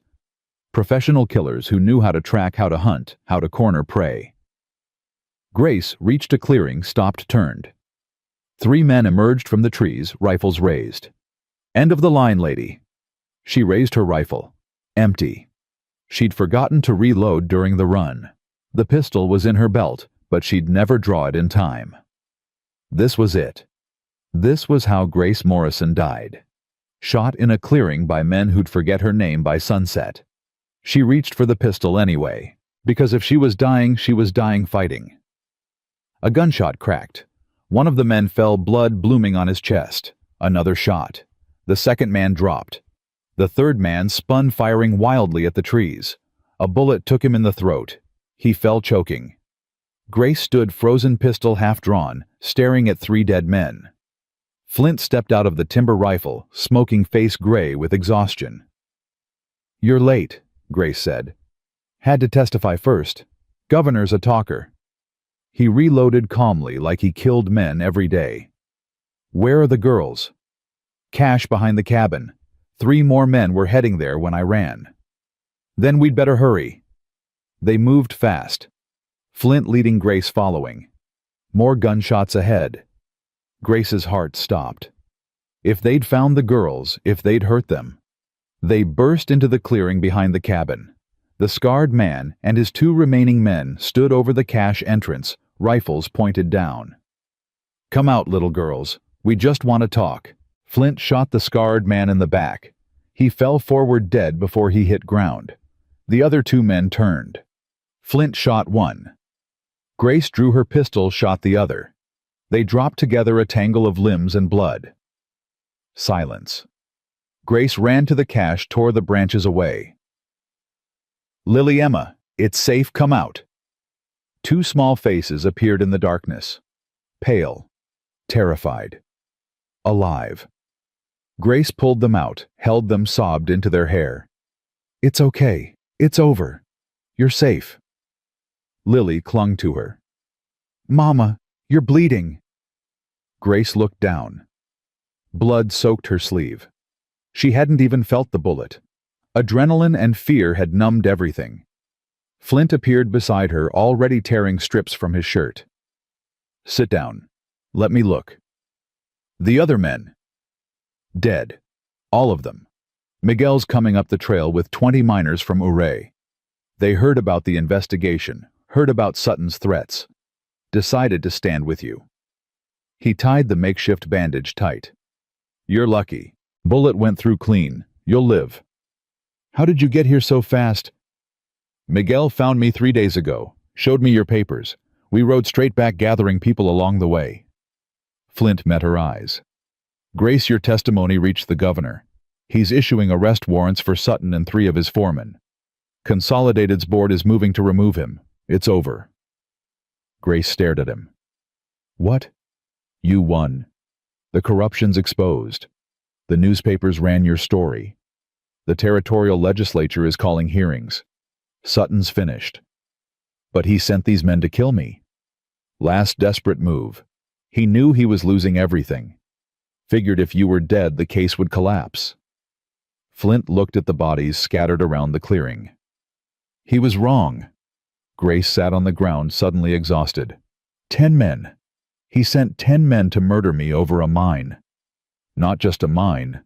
Pride. Power. Control. Flint knelt beside her. Men like Sutton don't accept defeat. They burn everything down rather than lose. You survived that. Most people don't. Lily and Emma pressed against Grace's sides. She wrapped her arms around them, feeling their hearts beat against her ribs. Alive. All of them alive. Miguel emerged from the trees with his promised miners, rough men, hard men, men who'd lost claims or brothers or dignity to Consolidated's greed. They looked at the bodies, at Grace, bleeding on the ground, at Flint, standing guard with his rifle. "Señora," Miguel said quietly, "you need a doctor. I need my cabin fixed, and my mine working, and my daughters fed." Grace stood slowly. "The doctor can wait." "Grace." "I said he can wait." She looked at the miners. "You came to help, then help. Get these bodies out of here. Fix my cabin. Shore up my mine entrance. I'm not abandoning this claim, not after what it cost." The miners exchanged glances. Then, one by one, they nodded. They worked through the afternoon and into the night. Repairs on the cabin, on the hutayed. New timber for the mine. Someone rode to Silverton for supplies, came back with food and medicine and news. "Sheriff arrested Sutton an hour ago. Governor's warrant came through on the telegraph. Consolidated's office is shut down. Federal marshals are coming from Denver to take him to trial." Grace sat on the cabin steps, arm bandaged. daughters beside her listening to justice arrive like a distant storm. "It's really over?" Emma asked. "The fighting is. The rest is just paperwork." Grace looked at Flint standing nearby with his rifle. "What happens now?" "Now you work your mine, extract your silver, sell it legally, build your life." He sat beside her. "Now you become the thing Sutton was terrified of, a successful woman who doesn't need powerful men to survive. I needed you. Temporarily. You won't forever." He smiled slightly. "You'll hire miners, build a company, maybe even buy out Consolidated's assets when they liquidate. Turn this claim into an empire." "I don't want an empire. I want my daughters safe and fed. That's all." "Then you'll have that. Finally." Grace leaned against him without thinking. He stiffened, then relaxed, put an arm around her shoulders. Lily and Emma watched, said nothing, but Emma smiled. 2 days later, the federal marshals arrived with arrest warrants for Sutton's foreman and affidavits from a dozen miners willing to testify. Grace gave her own testimony, 4 hours of detailed accusations, documented threats, witnessed crimes. The lead marshal wrote it all down with grim efficiency. "Ma'am, you understand, you'll need to testify in Denver, probably multiple times. Defense will try to tear you apart on the stand." "Let them try." The marshal almost smiled. "Yes, ma'am, I expect you'll do just fine." Sutton's trial took 3 months. Grace traveled to Denver twice, testified both times, faced down lawyers who called her a liar and a gold digger, and worse. She stood in the witness box and recited every threat, every bribe, every murdered miner. The jury deliberated for 6 hours. Found Sutton guilty on 14 counts of fraud, corruption, and conspiracy to commit murder. The judge sentenced him to 20 years in territorial prison. Grace sat in the courtroom gallery, Flint beside her, and felt nothing. No triumph. No satisfaction. Just bone-deep exhaustion and the quiet knowledge that her husband's death finally meant something. "You did it," Flint whispered. "We did it." "No. This was you. I just helped." He squeezed her hand. "Thomas would be proud." Grace's throat tightened. "I hope so." They returned to the mine 3 days before Christmas. Snow covered the mountains, deep and white and clean. The cabin stood solid, newly repaired, smoke rising from the chimney. Inside, Miguel had left supplies, flour, coffee, salt, even a small bag of candy for the girls. "He's a good man," Grace said. "He respects you." They all do. Flint built up the fire. "You're a legend now. The widow who took down Consolidated Silver. People are writing songs about you." "That's ridiculous." "That's the frontier. We love a good revenge story." He handed her coffee. "What are you going to do now?" "Really?" Grace looked at her daughters, playing by the fire, laughing for the first time in months. Looked at the mine entrance, dark and promising. Looked at Flint, steady and sober and alive. "I'm going to work my claim, hire Miguel full-time, maybe a few other miners, extract enough silver to live on, build a real house, send my girls to school." She paused. "And I'd like you to stay, as my engineer, fair wages, partnership if you want it." Flint was quiet for a long time. "Grace, I don't deserve—" "Yes, you do. You saved my life, my daughters' lives. You stood up when everyone else walked away. That deserves more than I can ever pay." She met his eyes. "But it's not just about debt. It's about—" She stopped. Couldn't say it, didn't know how. Flint smiled. "About partnership. Yes, partnership." "Then I accept." He held out his hand. "Partners." Grace shook. His grip was warm and steady and real. That night, after the girls were asleep, Grace and Flint sat outside watching the stars. The mountain was silent except for wind in the pines and water in the creek. Peaceful. Almost perfect. "I'm still angry," Grace said quietly. "About Thomas. About how he died. About everything Sutton stole. You have a right to be angry. Does it ever go away, the anger? I don't know. Ask me in another 4 years. Flint was quiet for a moment. But I think maybe it transforms. Becomes something else. Determination. Purpose. The fuel that keeps you moving when everything else says quit. That sounds exhausting. It is, but it's better than drowning. Grace looked at him. Really looked. Saw the man behind the trauma, the engineer behind the drunk, the friend behind the guilt. Thank you, she said, for coming back, for fighting, for everything. Thank you for giving me a reason to. They sat in comfortable silence. Inside, Emma coughed once, then settled. Lily murmured in her sleep. Normal sounds. Safe sounds. Grace thought about her husband, about whether he'd forgive her for moving forward, for letting another man into their lives, for choosing survival over grief. Then she thought, he'd want me happy. He'd want the girls safe. He'd want this. And she let herself believe it. The mine produced $30,000 in silver over the next year. Grace hired 5 miners, built a proper house, sent both girls to school in Silverton. She became a fixture in town, the widow who'd beaten Consolidated, who'd rebuilt her life from ashes and rage. People respected her, some feared her. All remembered what happened when you tried to take what was hers. Flint stayed. Not in the house, he still couldn't quite bring himself to sleep near children, but in a small cabin he built 50 yards away. Close enough to help. Far enough to breathe. He and Grace worked the mine together, extracted silver together, made decisions together. Partnership, like she'd said.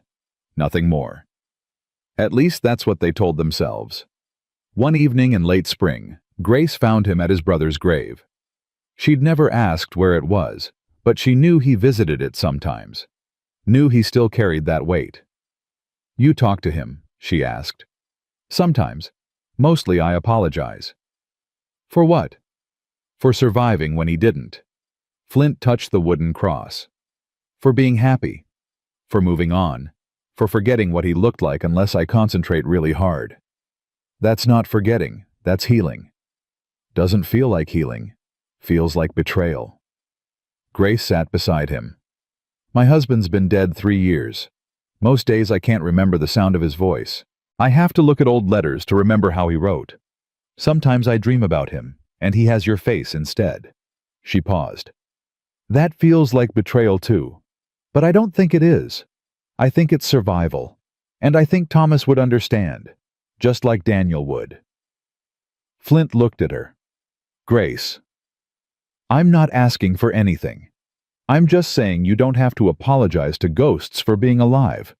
They'd want us happy. Both of them. That's what love is. I don't know if I remember how to be happy.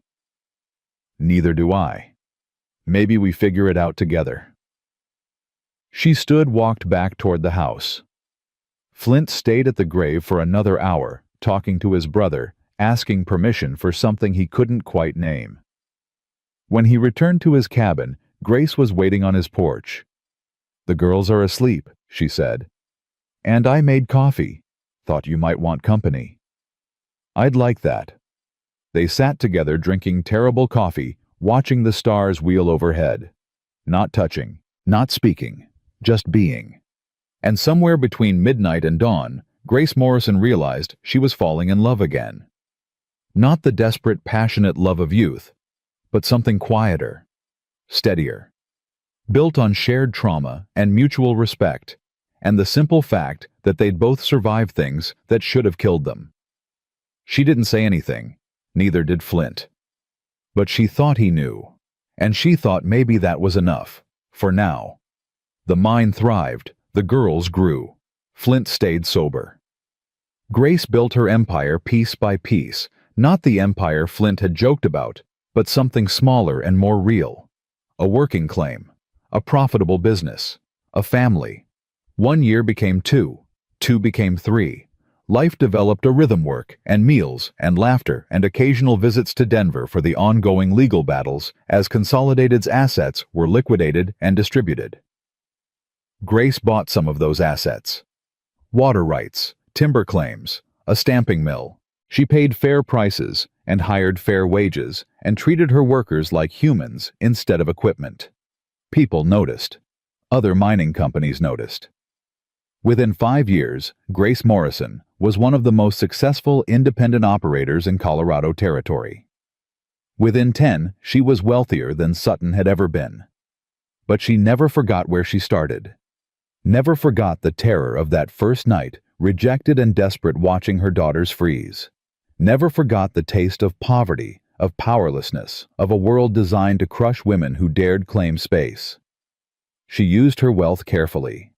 Bought failing claims from desperate miners at fair prices, loaned money at reasonable rates, hired widows and orphans, built housing for families, started a school, became the thing Sutton had tried to destroy, a powerful woman who made the frontier better instead of extracting until nothing remained.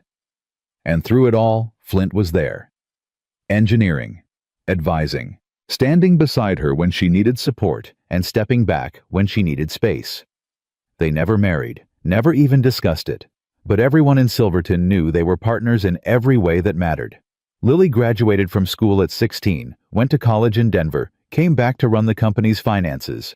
Emma became a teacher, opened her own school in Silverton, taught miners' children to read. Both girls remembered the man who'd saved them. Both visited his cabin sometimes, brought him books, asked advice, treated him like family. "You're good with them," Grace said one evening, watching Flint explain engineering principles to Lily. "They're good kids. You raised them right." "We raised them right." Flint looked at her. "Grace, don't argue. You've been here for 12 years. You taught them to shoot, to track, to think. Your family. Accept it. I'm the hired help. You're my partner. There's a difference." "Is there?" Grace smiled. "I'm still deciding." He laughed. Actually laughed. The sound was rusty but real. That night, for the first time since Eleanor and Daniel died, James Garrett slept in a house instead of a cabin, in a real bed instead of a rope frame, under the same roof as children instead of hiding from them. Grace didn't ask why he finally came inside. Didn't need to. Some things you didn't question. You just accepted as the gift they were. Morning came soft and golden. Grace woke to find Flint already gone from the house, but his coffee cup sat on the table still warm.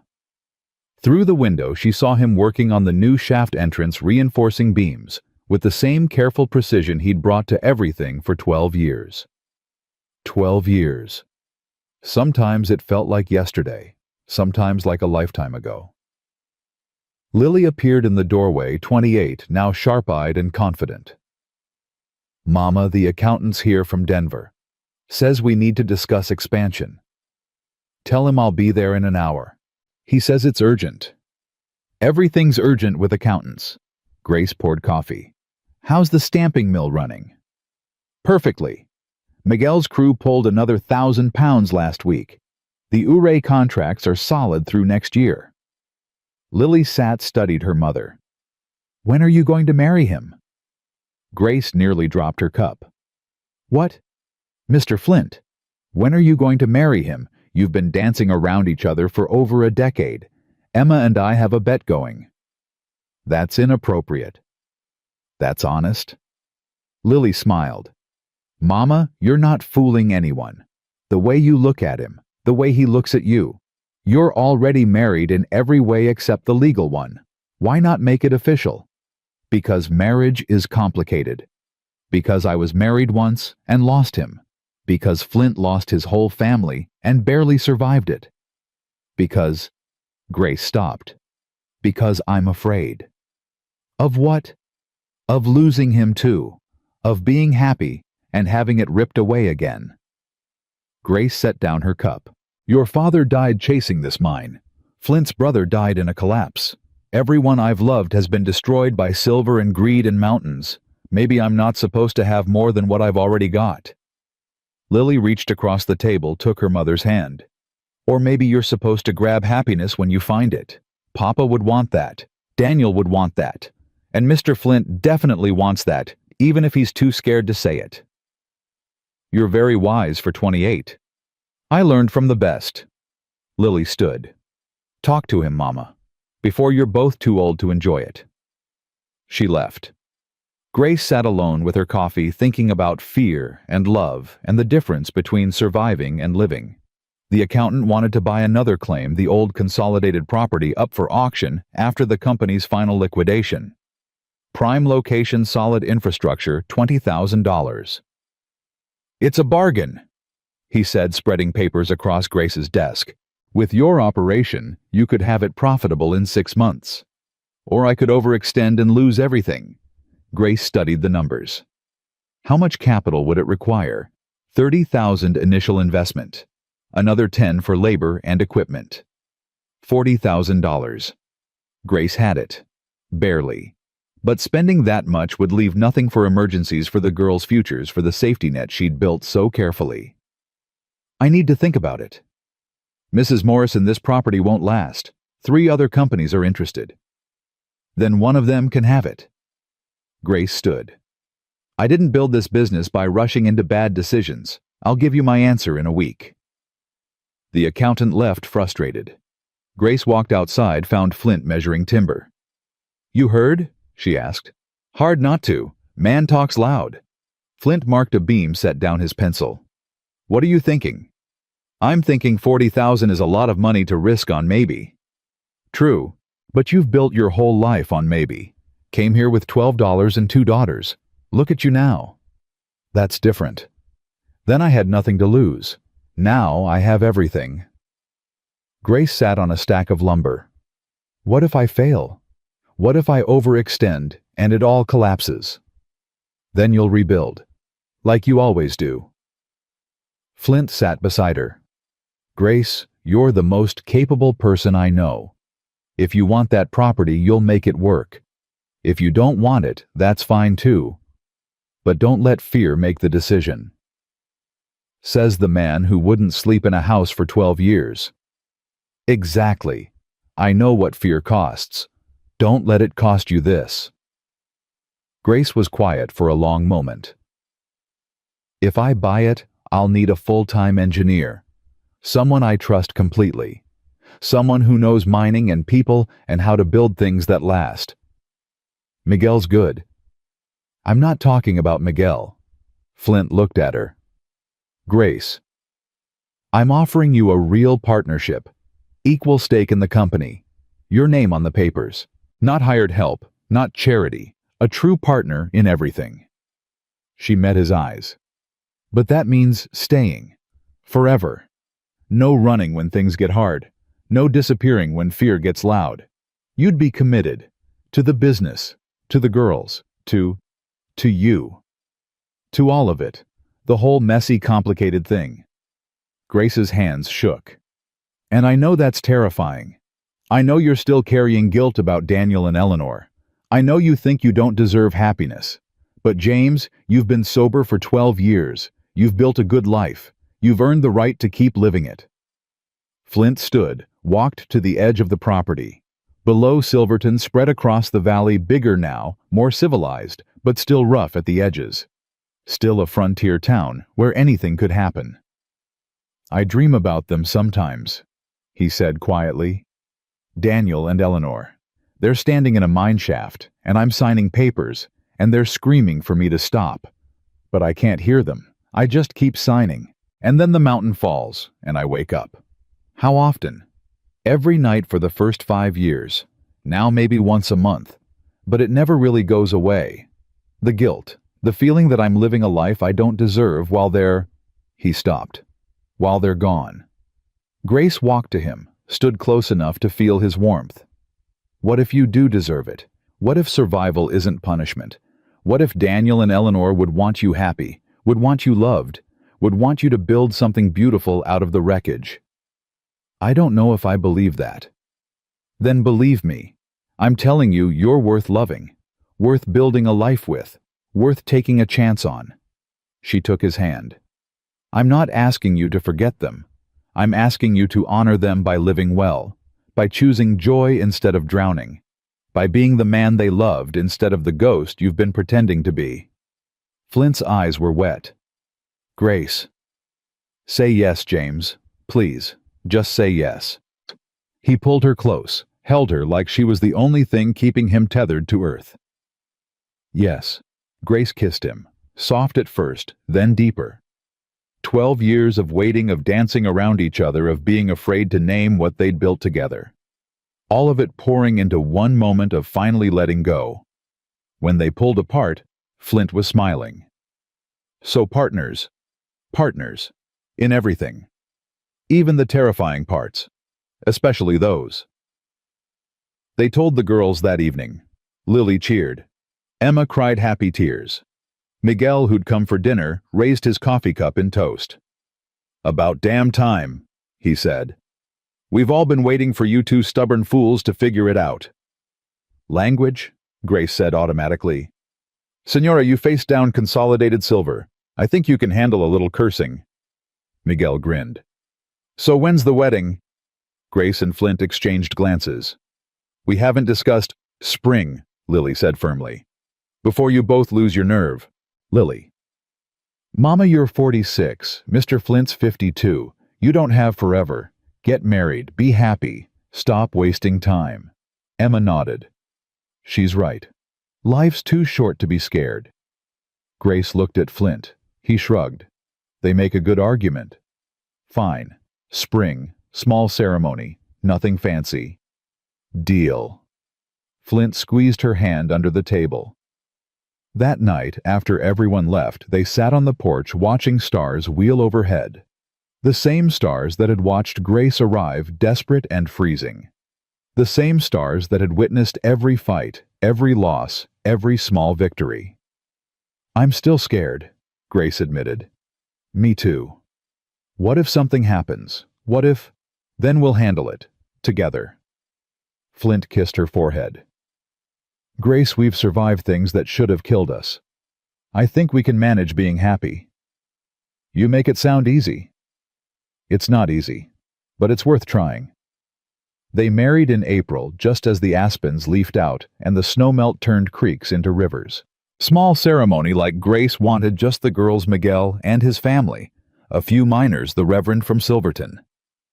Grace wore a simple dress, blue instead of white, practical. Flint wore his best shirt, hands shaking as he slipped a gold band onto her finger. "I promise," he said quietly, "to stand with you, to work beside you, to never let fear make me a coward again." "I promise," Grace replied, "to trust you, to build this life with you, to choose happiness even when it's terrifying." The Reverend pronounced them married. Lily and Emma hugged them both. Miguel broke out whiskey he'd been saving for 12 years. "To the widow who beat Consolidated," he toasted. "And the engineer who saved himself. May you both live long enough to bore your grandchildren with these stories." They drank. They danced. They celebrated until the stars came out. Later, alone in the house they'd built together, Grace and Flint lay in the darkness holding hands. "Are you happy?" she asked. "I think so. It's been so long I barely recognize the feeling." He rolled toward her. "Are you terrified?" "But yes. Happy." "Good." They fell asleep like that, two people who'd found each other in the wreckage and built something stronger than grief. The company thrived. Grace bought the Consolidated property. Flint engineered it, turned it profitable in 5 months instead of 6.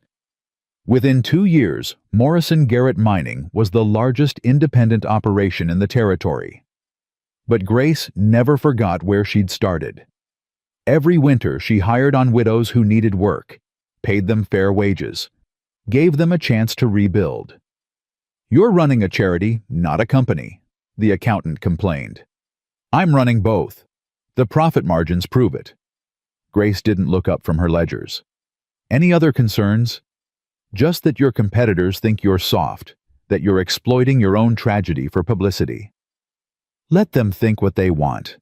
I'm making money and helping people. If that makes me soft, I'll wear the label proudly." The accountant left. Flint, who'd been listening from the doorway, smiled. "You're terrifying when you're right, you know that.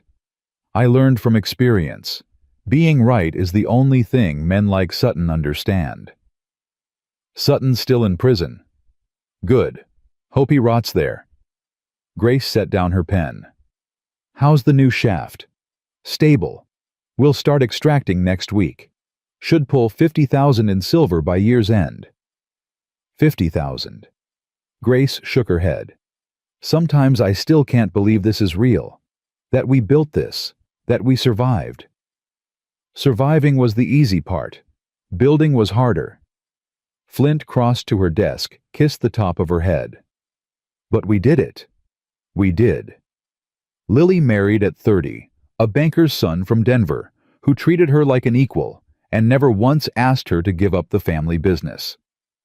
Emma stayed single, dedicated to her school shaping young minds the way Grace had once shaped hers. Both girls thrived. Both girls remembered.